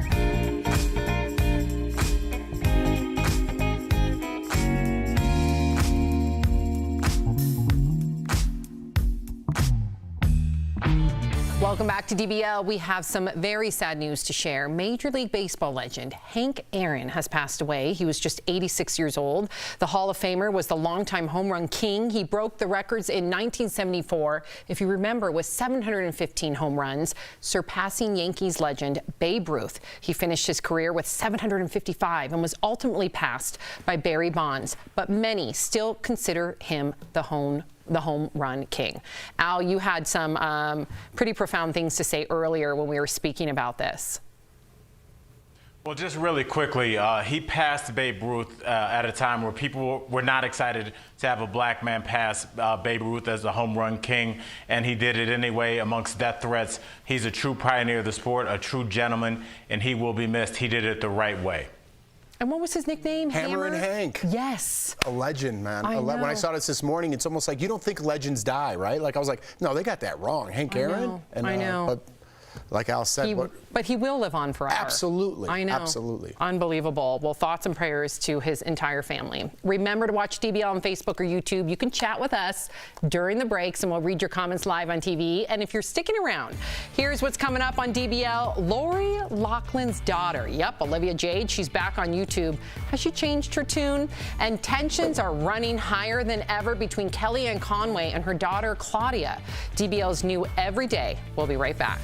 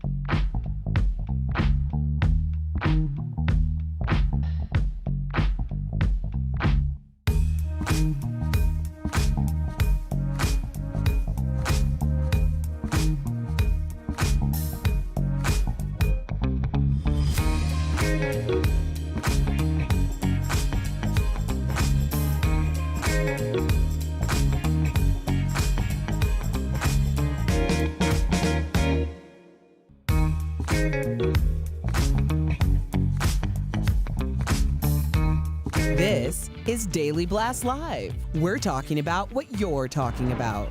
Real, honest, entertaining, live. DBL starts right now. 3, 2. Welcome to DBL. I'm Sam here with Jeff and Erica. Al joins us from home. Okay, so there's more family drama at the Conway house. Kellyanne Conway's daughter, Claudia, has been posting videos on TikTok alleging her mom is abusing her. A warning to our viewers, some of this content may seem disturbing. In one of the videos, Claudia, who is 16, says her mom is talking to the police at their home. According to TMZ, the police were doing a welfare check on Claudia after a TikTok user contacted authorities earlier this week. Claudia posted videos showing her mom yelling, cursing, and allegedly hitting her. So today, Claudia posted another video on TikTok saying she was not trying to get her family into trouble. Watch. I love you all. Thank you for the support, but I'm not trying to get my mom in trouble, or start drama or become a headline. So just spread love. That's all you can do. Wow. This is such a delicate topic to go after, considering that, you know, we don't know what's really going on in that household. We do have video footage of alleged abuse or fights, but at the same time, I struggle commenting on this, knowing that anything that they may be going through has been aired, right? Their dirty laundry has been aired. I want to make sure that she is safe. Of course, she's a minor, very important, but I also know that sometimes we don't get the full picture. Yeah, and when you say Kellyanne Conway, it's polarizing. You know, you say that and you automatically jump to a conclusion or an opinion about this woman and you think, oh, this must be true. Again, I'm with you, Sam. I think maybe because we're parents and we don't want to think that. It's the same way when we talk about the Kardashians, right? And Kanye. I know that's their business. I don't want their laundry aired out there for the kids' sake. That's what I look at. So, you know, Kellyanne Conway's daughter is a minor. I don't know whose side to take on this, but I hate that it's out there and we're kind of pinned against one another, you know? You know, Claudia is young enough to be any of our kids, so I don't want to talk about her. I want to talk about the parents, okay, because they're fair game. They've modeled this behavior. They opened up this door. Kellyanne Conway made her decisions. Her husband made his decisions. They publicly basically trolled each other. They modeled this behavior for their 16-year-old child. So is it any surprise that, one, she would even have the platform to do this, and two, that she would be acting out in this way? They taught her how to do it. She just is up on game. I mean, it's not that complicated. Al? You know what, Sam, I really did what Jeff warned us not to do. I have predisposition towards Kellyanne Conway, and when I saw this video a couple days ago, I felt the same thing. But then we talked this morning to our boss, Lisa, and she said something really poignant, and she was like, for anybody that's raising a 16-year-old girl, things can get crazy in the house. I taught middle school for 5 years. That's a crazy transition time for young women especially. I have a 13-year-old daughter, so I wonder if anybody watching this right now, if you've aired all the fights you had with your mother, with all the fights that your daughter had with you, how many would look similar to this? It's really scary that now it's not between mother, daughter, and hopefully family therapist. It's between mother, daughter, and the entire world. Right. Yeah, I do hope someone's advocating for the daughter if there is abuse, but none of us should have to be a part of that. And I do know that they're undergoing family counseling, so hopefully they can come on the other side of this. But Erica, your point was very well made. Speaking of family drama, Lori Loughlin's daughter, Olivia Jade, is back on YouTube. So Olivia has been off that platform for over a year because of the college admission scandal that sent both her parents to prison. Olivia started by telling her viewers that she would revisit her appearance on Red Table Talk if they have questions about the scandal, but then interrupted the video with this edit. Watch. What I was trying to get across was that I felt like the thing I wanted to do the most was apologize for so long, and I felt like I got to do that at Red Table. And so although I can't change the past, I can change how I act and what I do going forward. I just didn't want anybody to take it the wrong way and seem like I was being like, oh, I went on Red Table and now my name's cleared. Like, no.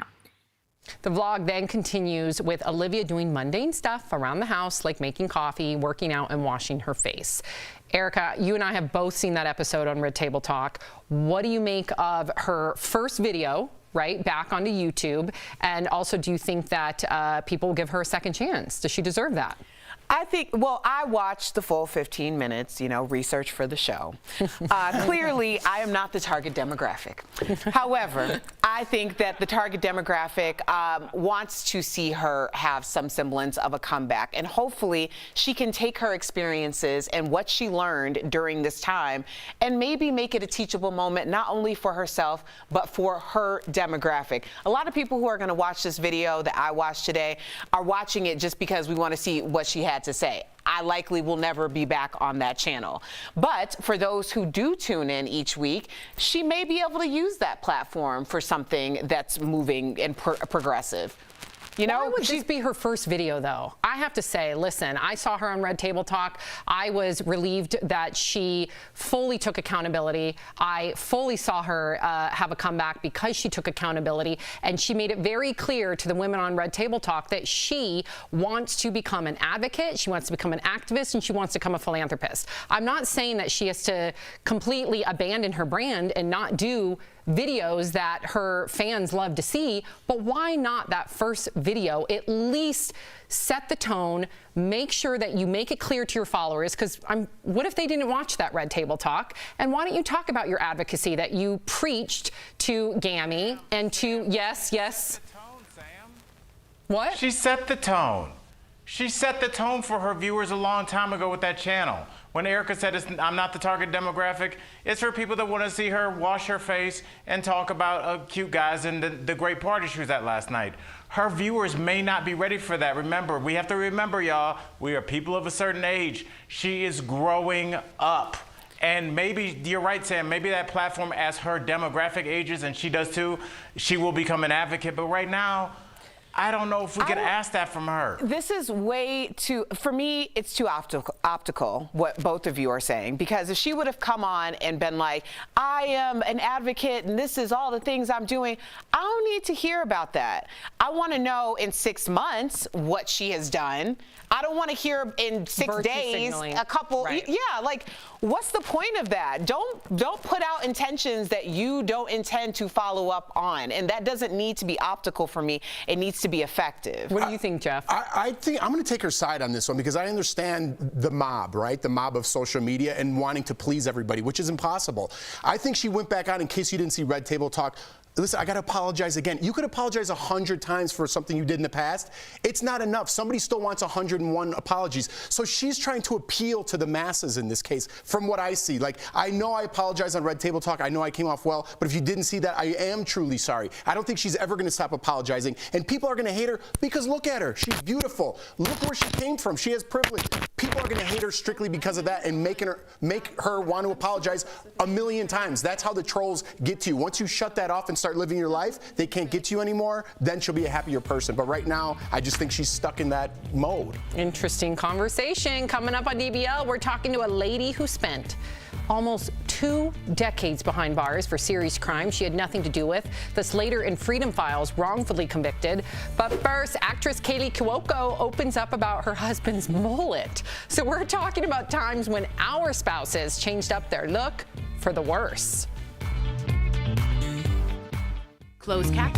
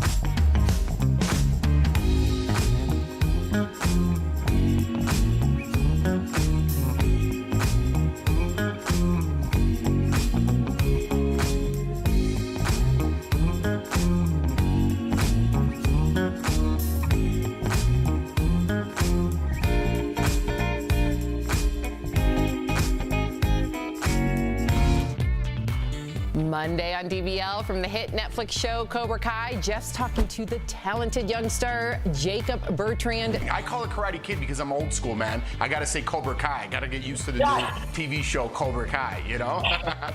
Don't miss him Monday right here on DBL. I love Cobra Kai. I can't wait. Welcome back to DBL. Kaylee Cuoco isn't too happy about her husband's new do. The Big Bang Theory actress just shared a photo of her looking really concerned while her husband kisses her on the cheek, rocking his new mullet. She captioned the photo, "I don't remember saying in sickness and health and mullets."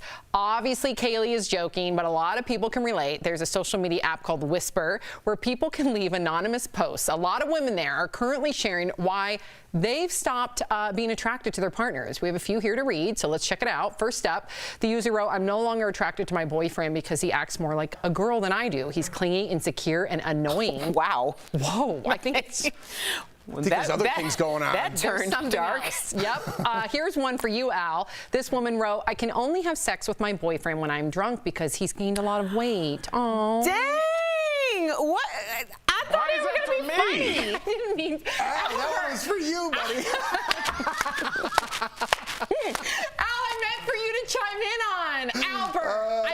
I'm going to start doing push-ups right now, Sam. Al, I meant for you to chime in on. You know that. You look fantastic. That button's struggling on there, buddy. What's going on? So handsome. Albert, stop. You know, Sam, it's disappointing, and it's a hard conversation to have about with anybody about their physical appearance and about their health and their mental state. So I get it. I do like that she's standing by him, but I think rather than posting on Whisper, maybe they have a difficult conversation. She talks to a physician or mental health expert first. Amen. Finally, this one's great answer. Al took it like real serious. I know. You should. This one says, "My last boyfriend became overly affectionate and I was no longer attracted to him." Wow. So what are some of the reasons that stop you from being attracted to someone? First of all, that mullet I thought was really hot. That's like a Euro mullet. That's not the mullet that we're all used to. That's a trendy Euro mullet, and I think it's sexy. First of all, do we need another social media account called Whisper? People say whatever they want on regular social media. How bad is Whisper? Right. They want to do it anonymously. Okay, so what is regular social media? Yeah, if your partner probably follows you. Ooh. Okay, so have anybody ever been in the situation where you were in a relationship and you lost the oomph? Listen, I think a mustache for either sex is no good. Al, what about you? Al, any way to get through those moments if you think you've lost that physical attraction? Is there a way to come back from it? I know it sounds super corny, but I think everybody's been there. Sometimes, the more you get to know somebody, you're like, wow, I like them more. And sometimes the more stuff they say, you're just like, oh, you're kind of whack, dude. Erica, you're shaking your head. That kind of hurts it. Yeah. Well, sometimes you just like everything they say, you're like, oh. If there's one thing that makes you immediately not be attracted to your partner, then that was all that you ever had in common with them. Like, that was just it. Like, if it was the look, it was just the look. If it was the money, it was just the money. Mm-hmm. That's right, Erica. Yep, we'll be right back. Yeah. People are wearing masks nearly everywhere, but the tight...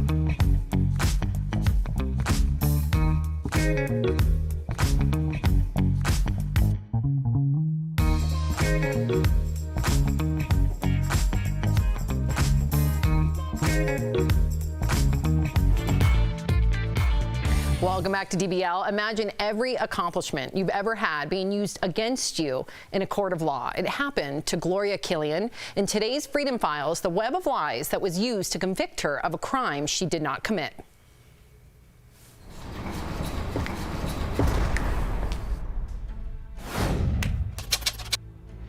The year is 1981, and 35-year-old Gloria Killian decides to take a break from law school to save money for her tuition.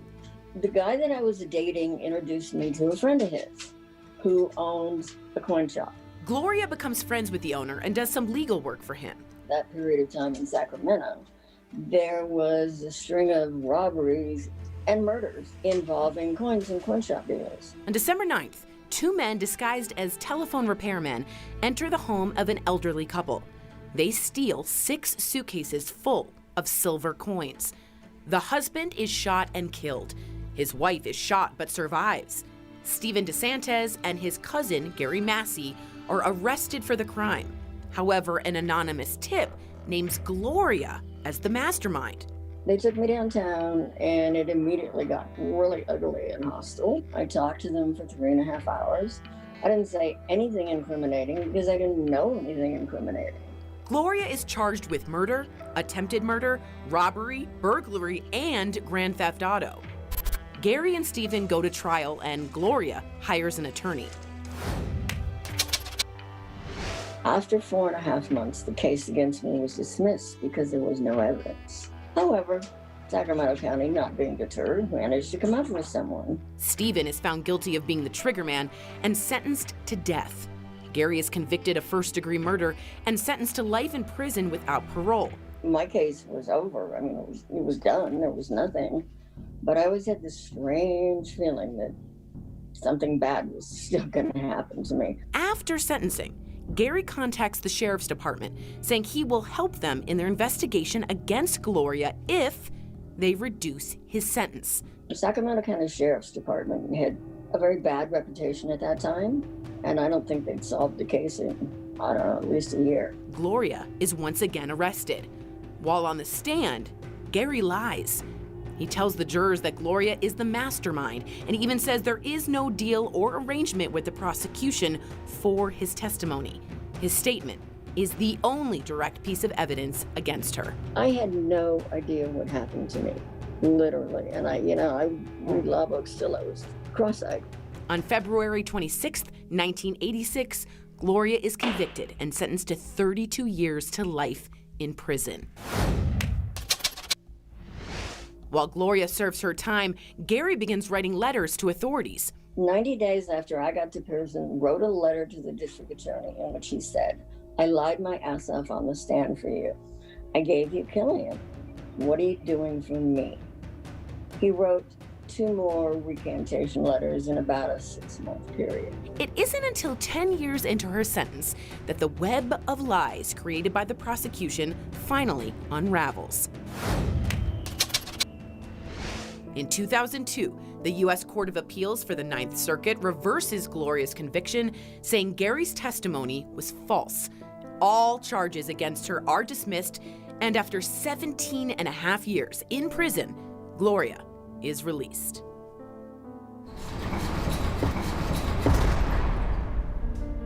Gloria, first of all, welcome to DBL. Thank you for taking the time. Gloria, do you believe being a law student helped or actually hurt your case? Pretty much have absolute proof that it hurt my case, because at my sentencing, my district attorney stood up and said various things like, Gloria Killian has never been arrested prior to this time. She's never committed a crime that we know of. She went from high school to law school. She was a law student, and therefore she should be sentenced to more time than anybody. And I was. This is crazy. There was so much misconduct. I feel like that's the wrong word. Criminal behavior on the prosecutor's side. In your case, he was eventually censured, which basically means that there was a note stuck in his file that no one's going to see saying that he acted unethically. Right. Do you feel like that was enough? And what do you think would have been real justice? Of course I don't think it was enough. I was never compensated. Wow. Basically, my life, my career, everything was destroyed.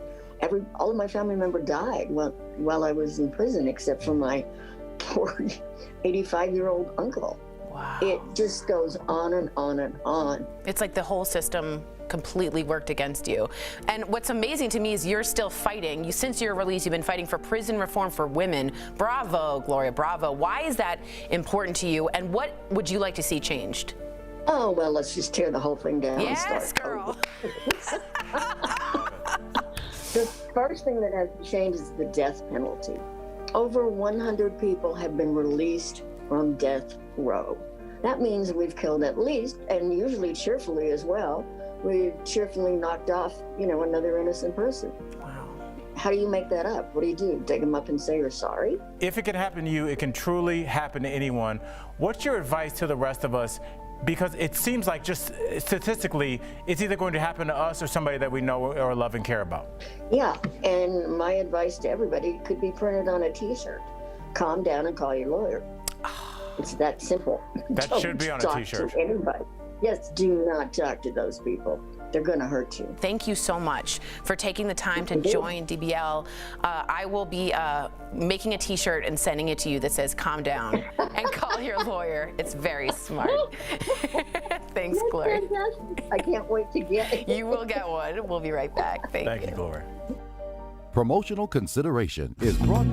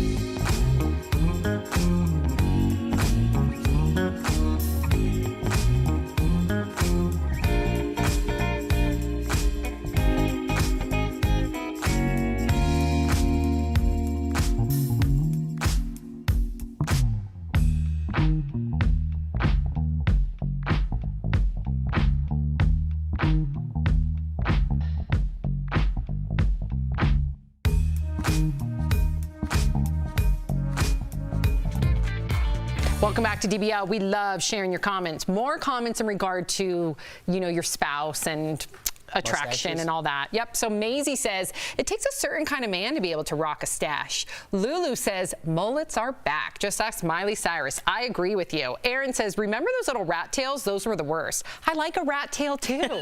And a duck tail. Giant sideburns or a giant mustache? Which one would you take? Mustache, I guess. DBL's new every day. Bye, guys. See you Monday. Happy weekend. Bye, Al.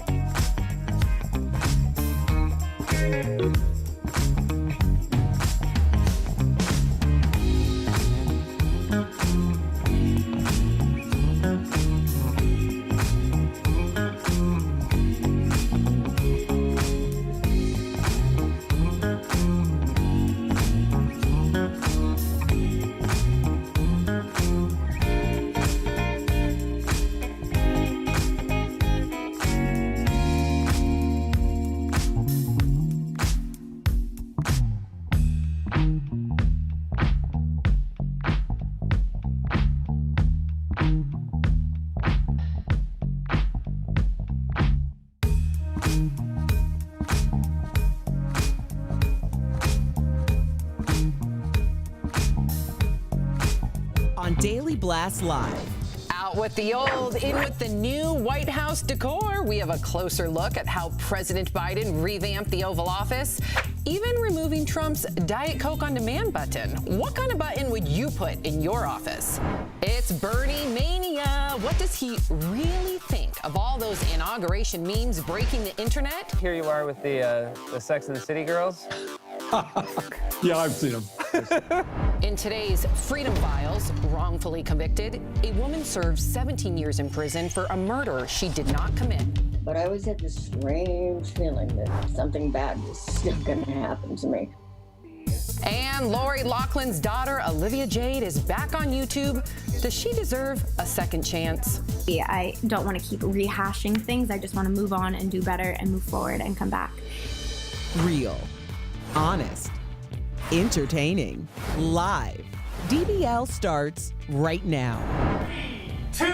Welcome to DBL. It is Friday, January 22nd. I'm Sam here with Jeff and Erica. Al joining us from home. All right, let's get right to it because a lot of you have a lot to say about the Biden administration and the fact that it's barely been 3 days on the job for President Biden, and he's already signed a bunch of executive orders. But there is one that's gotten a ton of pushback today. We've already received so many comments in regard to this, so let's talk about it. The president signed an order protecting LGBTQ people from discrimination, which could threaten federal funding from schools that do not allow trans women the right to compete in women's sports. So it's got a lot of attention on social media with the hashtag Biden erased women. One person tweeted on day one, Biden unilaterally eviscerates women's sports. Any educational institution that receives federal funding must admit biologically male athletes to women's teams, women's scholarships, etc. A new glass ceiling was just placed over girls. While another tweeted, my womanhood isn't erased just because we acknowledge trans women as women too. My trans friends deserve every amount of respect and protections as I do. All right, DBL Nation, we know that this has become quite the polarizing topic and debate. So we want to know what you have to think as always. Is it fair, in your opinion, for trans women to be allowed to compete in women's sports? Go to dblvote.com to weigh in. The megaphone is right there in the bottom of the screen. What do you make of this, Jeff? I think the hashtag eviscerate women is a little much to start the conversation off, right? But I think it is a conversation that we can have without getting emotional behind it or being labeled a certain thing. I understand Trump's out of office 2 days, so why not put a bullseye on my face and start talking about trans issues? But give someone a reason to hate somebody. Look at Al, I got a laugh out of that. But no, here's the thing. I think it's a conversation we definitely need to have because it only goes one way, right? It's only trans women, it's men transitioning into women. It doesn't go the other way. They're breaking a lot of records. It's a conversation that we need to have. I know we've talked about this before about testosterone levels and that they have to have a certain level, right? But that doesn't, your bone density also has something to do with it, right? How you grow as a male and things like that. So I think it's a conversation that needs to be had. I would like to involve maybe some Olympic athletes that didn't get a medal because of this, or that got silver medal because of this, or couldn't go to the Olympics because of this. Those are the people I'd like to get their opinion on, as well as the trans athletes, right? Well, I'm not a doctor or a scientist, so I'm not going to get scientific about this, but I am a human, so I would like to talk about humanity. Anyone who wants to start this conversation by saying something derogatory against people who are trans, that point is no longer a point. So many of these people are coming in with the opinions of blasting someone, degrading someone because they don't agree with a statement. If you want to come in with your bias and your ignorance, then you aren't a part of this conversation. You're just a part of the grossness of what society has become. So I don't even want to go back and forth with people who just want to have issue with people not being understood or not wanting to understand who people are. I think that trans people identify the way that they identify, and it should 100% be recognized. I'm done with conversations that start with these people. Right. I'm done with conversations that make it seem like trans people are less than. That conversation is just so antiquated, it is so over, and it has no room in the society. But we do need to have a conversation without it starting with ignorance, right? So to have a conversation, to Jeff's point, we hope that we can, and Al, chime in here, we hope that we can educate people. I know when as an athlete, I did not know too much. And I thought 15 years ago when this conversation was brought about as a UCLA swimmer, I thought perhaps it would be unfair. Well, I educated myself and I was dead wrong. So there is science, there is a precedent, there are researchers, the International Olympic Committee, as well as the Olympic athletes. I can't speak for all of them, but there is a precedent here. So just these are the facts real quick. If you're an athlete, you want to compete at the highest level, if you're a trans woman, this is what you got to do. You got to be transitioned for 4 years. You got to make sure that your testosterone is below a certain point, even to that of your competitors, and you do have to go through hormone therapy to make you on the even playing field. So if the IOC, the Olympic Committee, and all those athletes are okay with it because there is a science and a precedent to make sure that the playing field is equal, then I think everybody should be okay with it. Now, on a humanity level, that's a whole different conversation, and it is discriminatory. And I worry, Al, about those high school students who it'll fuel the fire for discrimination when it comes to them. All right, well, Sam, it's Friday. Sam and Erica, let's start off with the conversation with a little good news that I think all four of us are missing.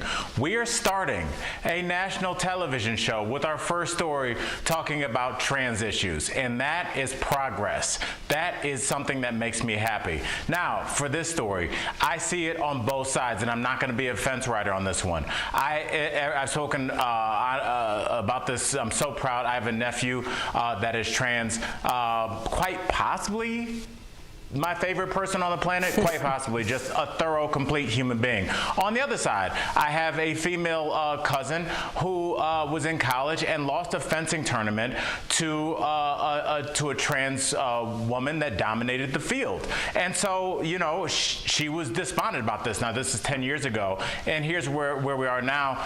Sam, you're talking about science. Jeff, you're talking about science. Erica, you're talking about starting the conversation with science, and that's what it is. We need to figure out the NCAA makes billions of dollars. They need to figure out how to hire some scientists and figure out how to make this a level playing field. They got enough money. Let's go.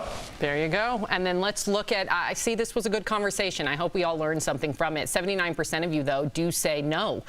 You do not believe you should compete in sports. Okay, let's move on. One of the perks of being president, well, you get to redecorate. And President Biden wasted no time making changes to the most famous office in the nation, the Oval Office. So one big change, President Biden ditched the Andrew Jackson portrait. Instead, he went with the painting of Benjamin Franklin. The president also got rid of this button that former President Trump had installed on the desk. So every time he pressed it, a Diet Coke would come. Which begs the question, if you could have a button on your desk for something, whatever it would be, Erica, what would you summon right here, right now, girl? Come on, Erica. Give it to me, girl. I would have a button for humility. I mean, who just presses a button and has somebody running towards them? Erica, don't make this a boring conversation. No, I'm serious. I feel, girl, anytime I have somebody, you know right now, if I hired someone to come and clean my home, where am I? Y'all know this. I am right next to them, okay? I feel weird about people put doing that aside. Erica Cobb, we all, I think, agree with you on that sentiment, right? I would never want somebody serving me. No, I don't. Oh, hold on, mister. You want a gold toilet one day. Hold on. Erica, put all that aside. What would your button, let's say it's just poof magically appears. It doesn't have to come from anybody. What would poof magically appear to you? Eric, you know you like some Swedish fish. Come on, Erica. Okay, I'll have some Swedish fish.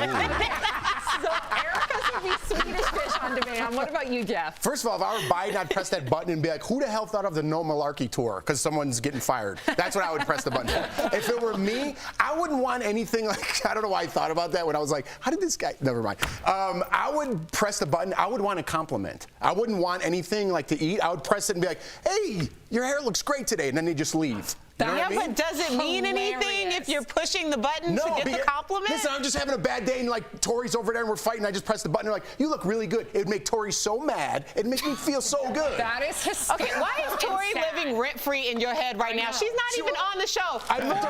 She's not even rent-free. So really quickly, Al, what would you summon?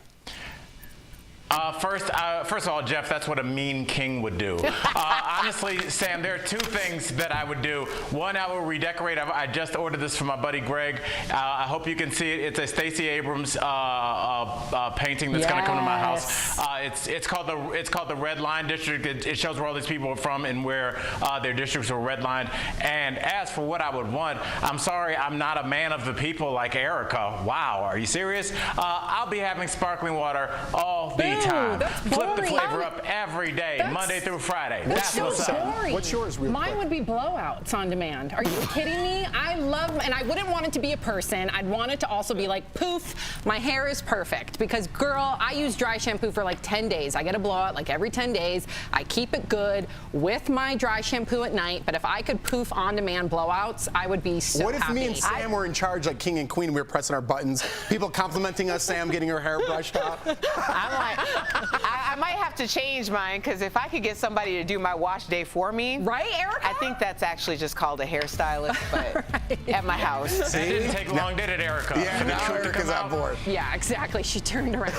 Okay, Al, do not go away. Coming up on DBL, a woman spent nearly 2 decades in prison for a crime she did not commit. Can you imagine? Was she framed? Thus later in Freedom Files, wrongfully convicted. Plus, Al chats with Sean Robinson, host of 90 Day Fiancé. She's got a brand new spinoff and serving up even more drama. And Bernie's inauguration fashion is still buzzing. He's responding to all the memes that have gone viral. Coming up next. This is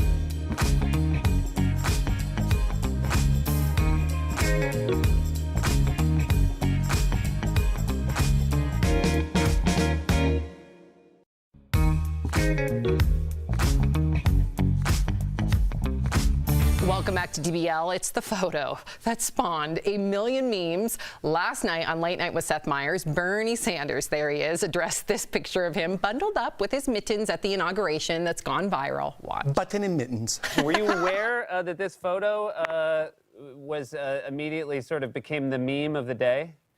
Not at all. I was just sitting there trying to keep warm, trying to pay attention to what was going on.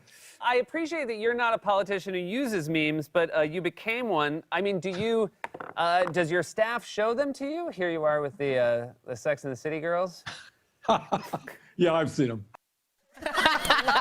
Because those Bernie memes are the gifts that keep on giving, we've got a few more to show you. Here we go. Demi Moore posted the famous pottery scene from Ghost with Bernie, of course, and his mittens standing in for Patrick Swayze. There's Bernie as Sharon Stone from the movie Basic Instinct. Wow. I know. Here's one showing a bunch of Bernies with Beyonce on stage at Coachella. And then, of course, Bernie sitting on the couch with the Golden Girls. He fits right in. That's Al's favorite. And, of course, Bob Ross put a cold little Bernie in his painting and give him some happy mittens. And we put Bernie in our DBL studio with me this time, thank God, because I love me some Bernie. Did you make them redo that from yesterday? No, I didn't. Nope, I swear I did not. Absolutely, I did not. That would be like my red button. I demand I'm in this photo, because we did one yesterday.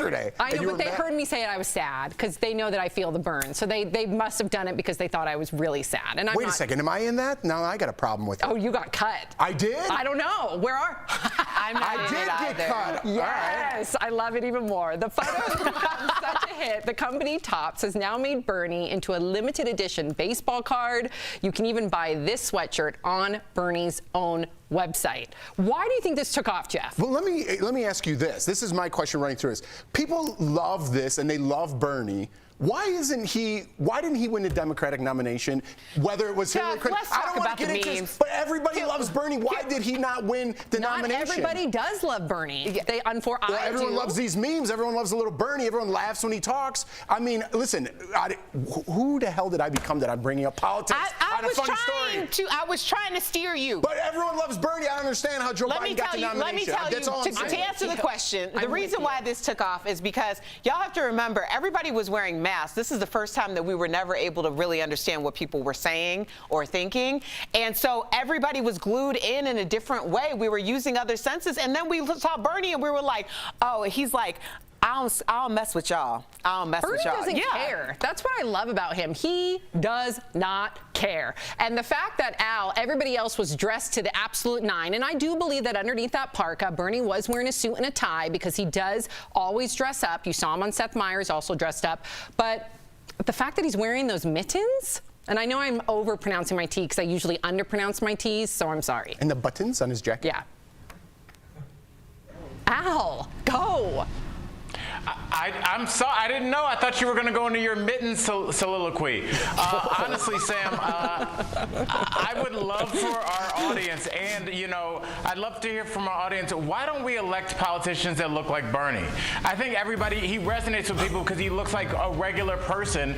But when he ran, people were saying he didn't look presidential. And Jeff, I do think that hurt him. Yeah. His hair would be crazy, and so I just hope more politicians are more like him. Al, you're getting played off, buddy. You're getting played off. I'm with you, Al, though. I'm with you. We'll be right back. People are worried.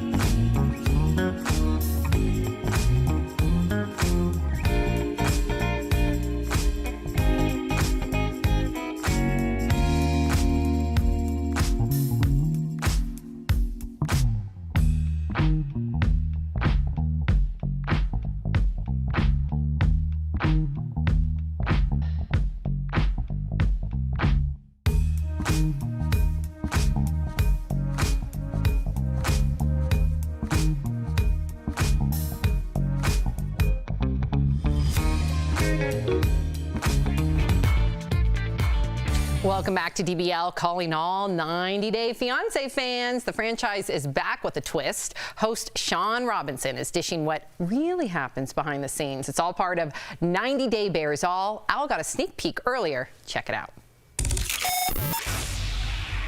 Do you think you've seen it all? You won't believe what's about to happen next. Oh my God. She's never gonna see this, right? Get ready to bear it all. We're joined by Sean Robinson, host of my favorite show, 90 Day Fiancé. You guys know that. Thank you, Sean, for coming on DBL. You're hosting a new behind-the-scenes series called 90 Day Bears All, where you're telling fans everything.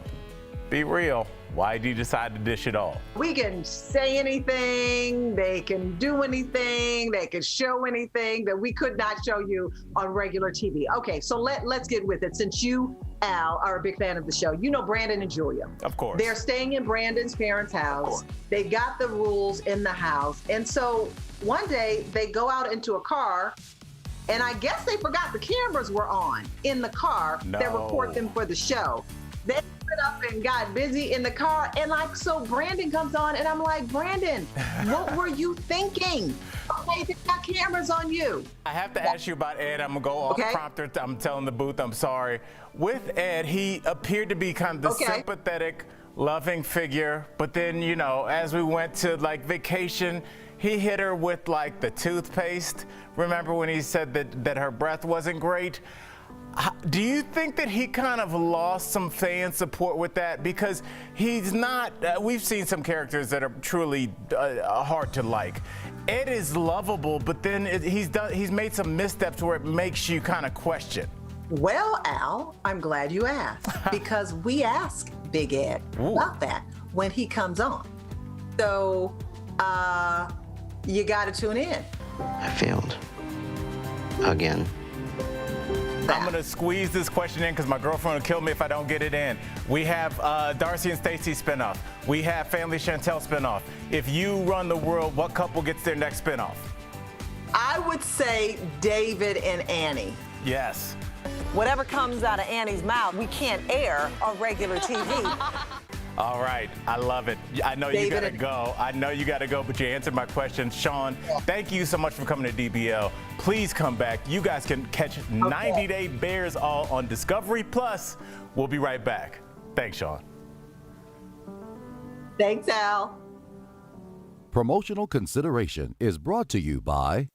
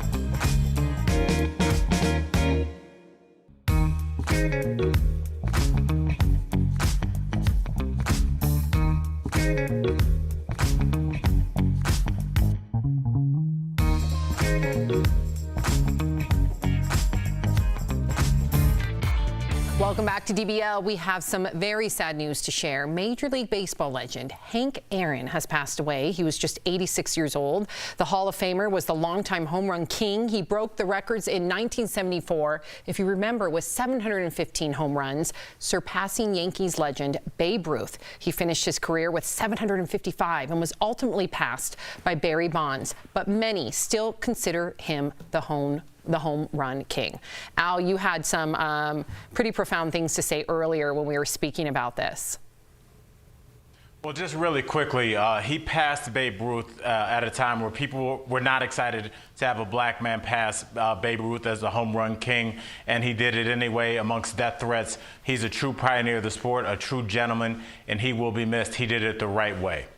And what was his nickname? Hammer and Hank. Yes. A legend, man. I know. When I saw this morning, it's almost like you don't think legends die, right? Like I was like, no, they got that wrong. Hank Aaron. I know. But like Al said, but he will live on forever. Absolutely. I know. Absolutely. Unbelievable. Well, thoughts and prayers to his entire family. Remember to watch DBL on Facebook or YouTube. You can chat with us during the breaks, and we'll read your comments live on TV. And if you're sticking around, here's what's coming up on DBL. Lori Loughlin's daughter. Yep, Olivia Jade. She's back on YouTube. Has she changed her tune? And tensions are running higher than ever between Kellyanne Conway and her daughter, Claudia. DBL's new Every Day. We'll be right back.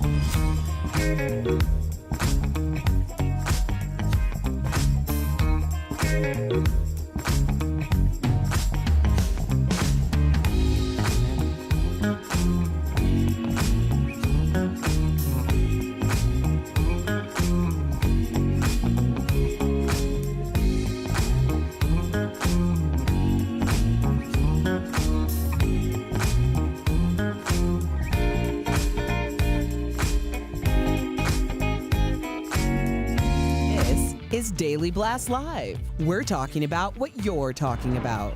Real, honest, entertaining, live. DBL starts right now. 3, 2. Welcome to DBL. I'm Sam here with Jeff and Erica. Al joins us from home. Okay, so there's more family drama at the Conway house. Kellyanne Conway's daughter, Claudia, has been posting videos on TikTok alleging her mom is abusing her. A warning to our viewers, some of this content may seem disturbing. In one of the videos, Claudia, who is 16, says her mom is talking to the police at their home. According to TMZ, the police were doing a welfare check on Claudia after a TikTok user contacted authorities earlier this week. Claudia posted videos showing her mom yelling, cursing, and allegedly hitting her. So today, Claudia posted another video on TikTok saying she was not trying to get her family into trouble. Watch. I love you all. Thank you for the support, but I'm not trying to get my mom in trouble, or start drama or become a headline.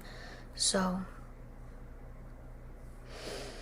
just spread love. That's all you can do. Wow. This is such a delicate topic to go after, considering that, you know, we don't know what's really going on in that household. We do have video footage of alleged abuse or fights, but at the same time, I struggle commenting on this, knowing that anything that they may be going through has been aired, right? Their dirty laundry has been aired. I want to make sure that she is safe. Of course, she's a minor, very important, but I also know that sometimes we don't get the full picture. Yeah, and when you say Kellyanne Conway, it's polarizing. You know, you say that and you automatically jump to a conclusion or an opinion about this woman and you think, oh, this must be true. Again, I'm with you, Sam. I think maybe because we're parents and we don't want to think that. It's the same way when we talk about the Kardashians, right? And Kanye. I don't want I know that's their business. I don't want their laundry aired out there for the kids' sake. That's what I look at. So, you know, Kellyanne Conway's daughter is a minor. I don't know whose side to take on this, but I hate that it's out there and we're kind of pinned against one another, you know? You know, Claudia is young enough to be any of our kids, so I don't want to talk about her. I want to talk about the parents, okay, because they're fair game. They've modeled this behavior. They opened up this door. Kellyanne Conway made her decisions. Her husband made his decisions. They publicly basically trolled each other. They modeled this behavior for their 16-year-old child. So is it any surprise that one, she would even have the platform to do this, and two, that she would be acting out in this way? They taught her how to do it. She just is up on game. I mean, it's not that complicated. Al? You know what, Sam, I really did what Jeff warned us not to do. I have predisposition towards Kellyanne Conway, and when I saw this video a couple days ago, I felt the same thing.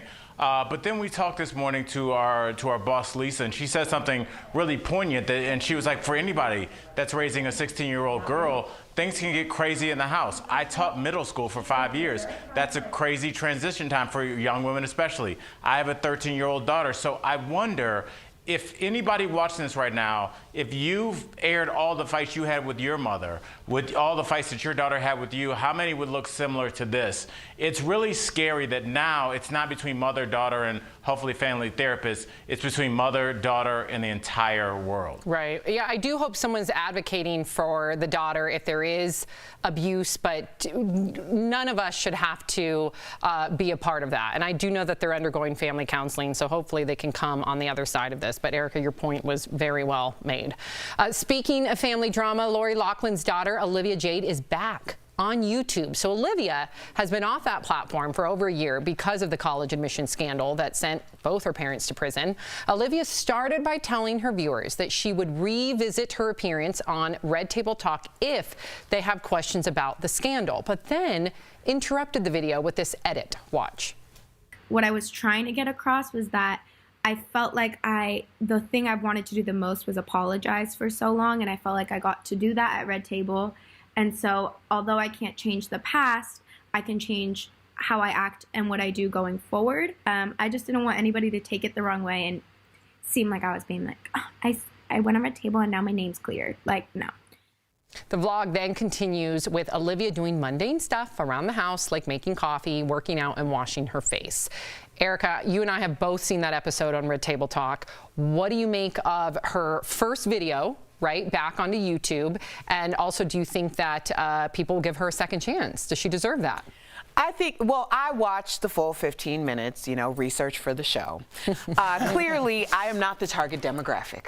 However, I think that the target demographic wants to see her have some semblance of a comeback. And hopefully, she can take her experiences and what she learned during this time and maybe make it a teachable moment, not only for herself, but for her demographic. A lot of people who are going to watch this video that I watched today are watching it just because we want to see what she had to say. I likely will never be back on that channel. But for those who do tune in each week, she may be able to use that platform for something that's moving and progressive. You know, why would this be her first video, though? I have to say, listen, I saw her on Red Table Talk. I was relieved that she fully took accountability. I fully saw her have a comeback because she took accountability, and she made it very clear to the women on Red Table Talk that she wants to become an advocate, she wants to become an activist, and she wants to become a philanthropist. I'm not saying that she has to completely abandon her brand and not do videos that her fans love to see, but why not that first video at least set the tone, make sure that you make it clear to your followers, because what if they didn't watch that Red Table Talk? And why don't you talk about your advocacy that you preached to Gammy and to, yes. What? She set the tone. She set the tone for her viewers a long time ago with that channel. When Erica said, I'm not the target demographic, it's for people that want to see her wash her face and talk about cute guys and the great party she was at last night. Her viewers may not be ready for that. Remember, we have to remember, y'all, we are people of a certain age. She is growing up. And maybe, you're right, Sam, maybe that platform, as her demographic ages, and she does too, she will become an advocate. But right now, I don't know if we can ask that from her. This is way too, for me, it's too optical, what both of you are saying. Because if she would have come on and been like, I am an advocate and this is all the things I'm doing, I don't need to hear about that. I want to know in 6 months what she has done.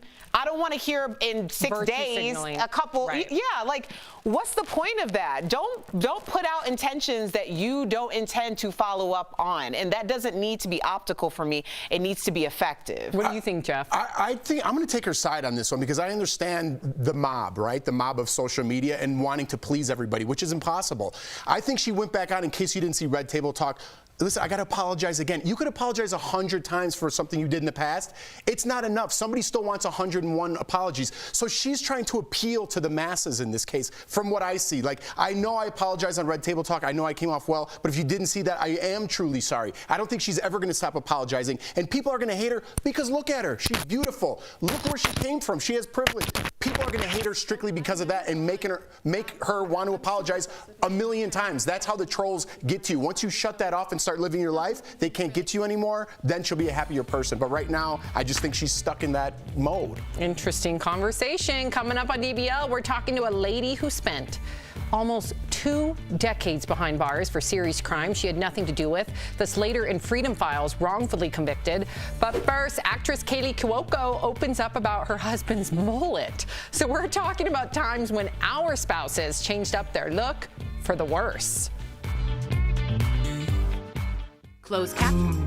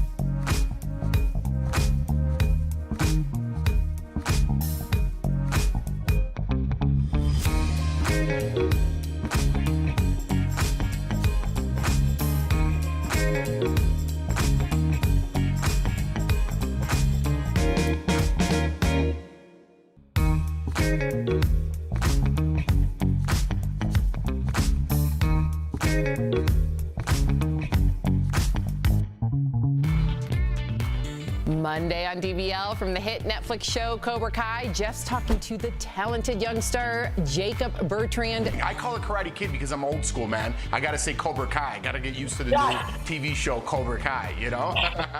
Don't miss him Monday right here on DBL.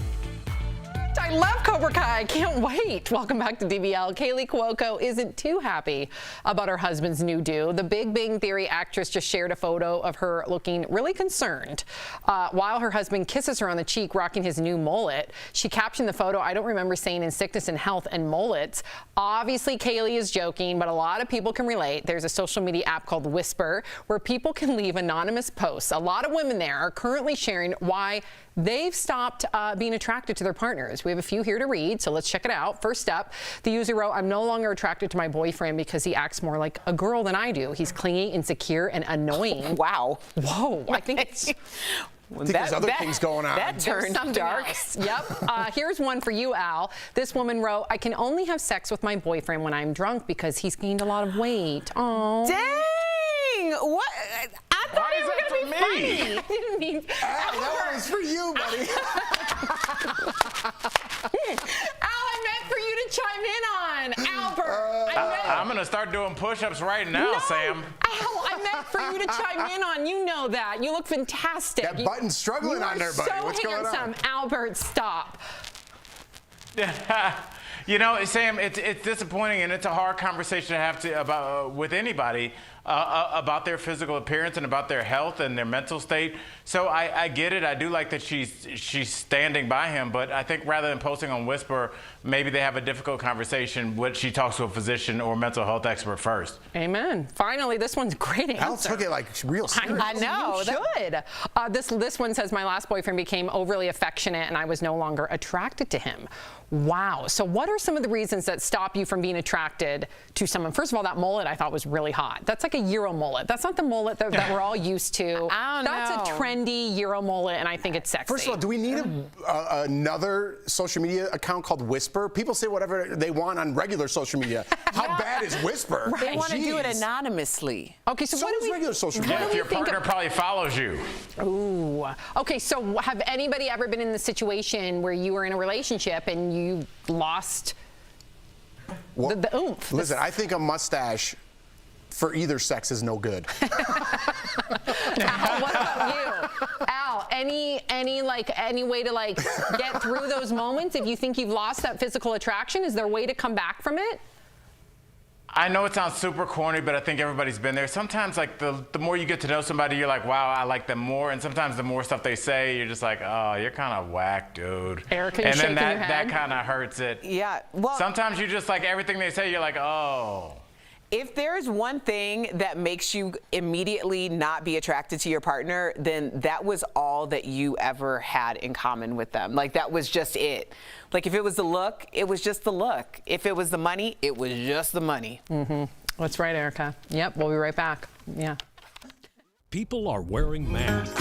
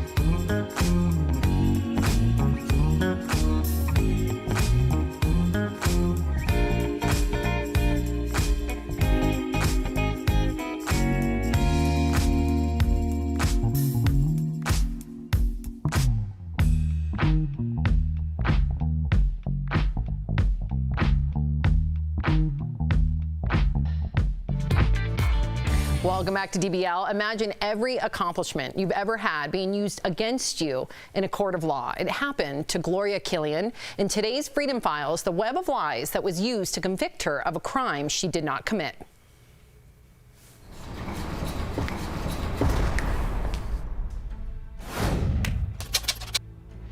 The year is 1981, and 35-year-old Gloria Killian decides to take a break from law school to save money for her tuition. The guy that I was dating introduced me to a friend of his who owns a coin shop. Gloria becomes friends with the owner and does some legal work for him. That period of time in Sacramento, there was a string of robberies and murders involving coins and coin shop dealers. On December 9th, two men disguised as telephone repairmen enter the home of an elderly couple. They steal 6 suitcases full of silver coins. The husband is shot and killed. His wife is shot but survives. Steven DeSantis and his cousin, Gary Massey, are arrested for the crime. However, an anonymous tip names Gloria as the mastermind. They took me downtown, and it immediately got really ugly and hostile. I talked to them for 3.5 hours. I didn't say anything incriminating because I didn't know anything incriminating. Gloria is charged with murder, attempted murder, robbery, burglary, and grand theft auto. Gary and Steven go to trial, and Gloria hires an attorney. After 4.5 months, the case against me was dismissed because there was no evidence. However, Sacramento County, not being deterred, managed to come up with someone. Steven is found guilty of being the triggerman and sentenced to death. Gary is convicted of first-degree murder and sentenced to life in prison without parole. My case was over. I mean, it was done. There was nothing. But I always had this strange feeling that something bad was still going to happen to me. After sentencing, Gary contacts the sheriff's department, saying he will help them in their investigation against Gloria if they reduce his sentence. The Sacramento County Sheriff's Department had a very bad reputation at that time, and I don't think they'd solved the case in, I don't know, at least a year. Gloria is once again arrested. While on the stand, Gary lies. He tells the jurors that Gloria is the mastermind and even says there is no deal or arrangement with the prosecution for his testimony. His statement is the only direct piece of evidence against her. I had no idea what happened to me, literally. And I read law books till I was cross-eyed. On February 26, 1986, Gloria is convicted and sentenced to 32 years to life in prison. While Gloria serves her time, Gary begins writing letters to authorities. 90 days after I got to prison, wrote a letter to the district attorney in which he said, I lied my ass off on the stand for you. I gave you Killian. What are you doing for me? He wrote 2 more recantation letters in about a 6-month period. It isn't until 10 years into her sentence that the web of lies created by the prosecution finally unravels. In 2002, the U.S. Court of Appeals for the Ninth Circuit reverses Gloria's conviction, saying Gary's testimony was false. All charges against her are dismissed, and after 17.5 years in prison, Gloria is released.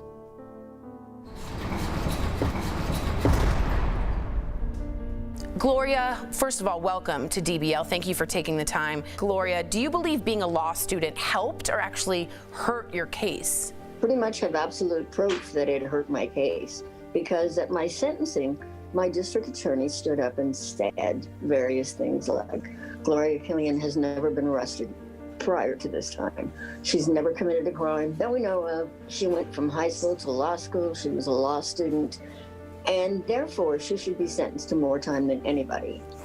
And I was.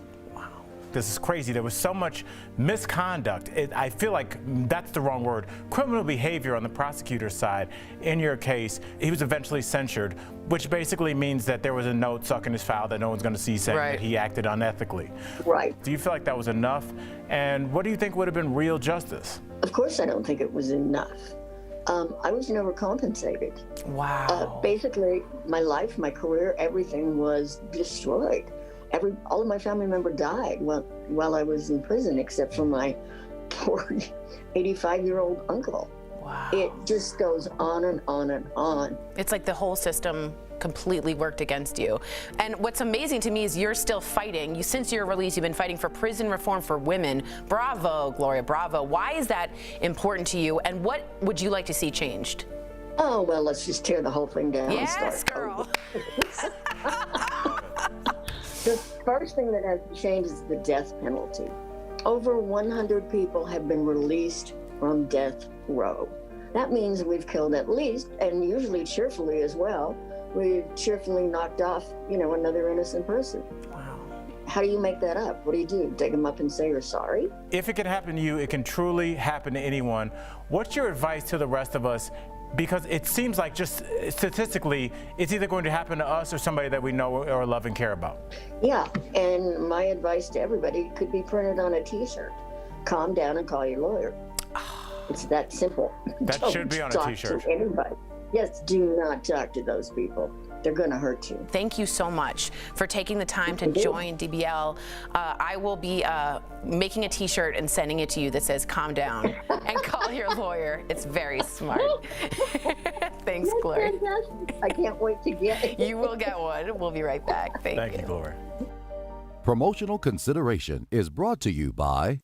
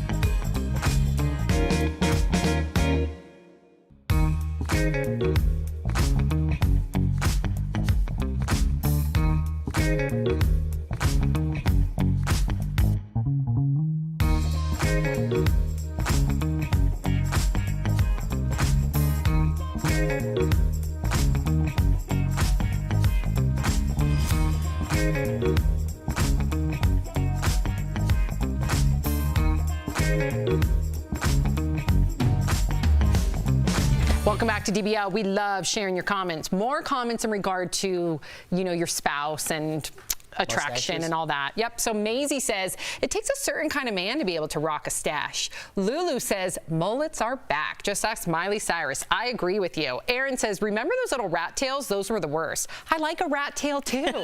And a duck tail. Giant sideburns or a giant mustache? Which one would you take? Mustache, I guess. DBL's new every day. Bye, guys. See you Monday. Happy weekend. Bye, Al.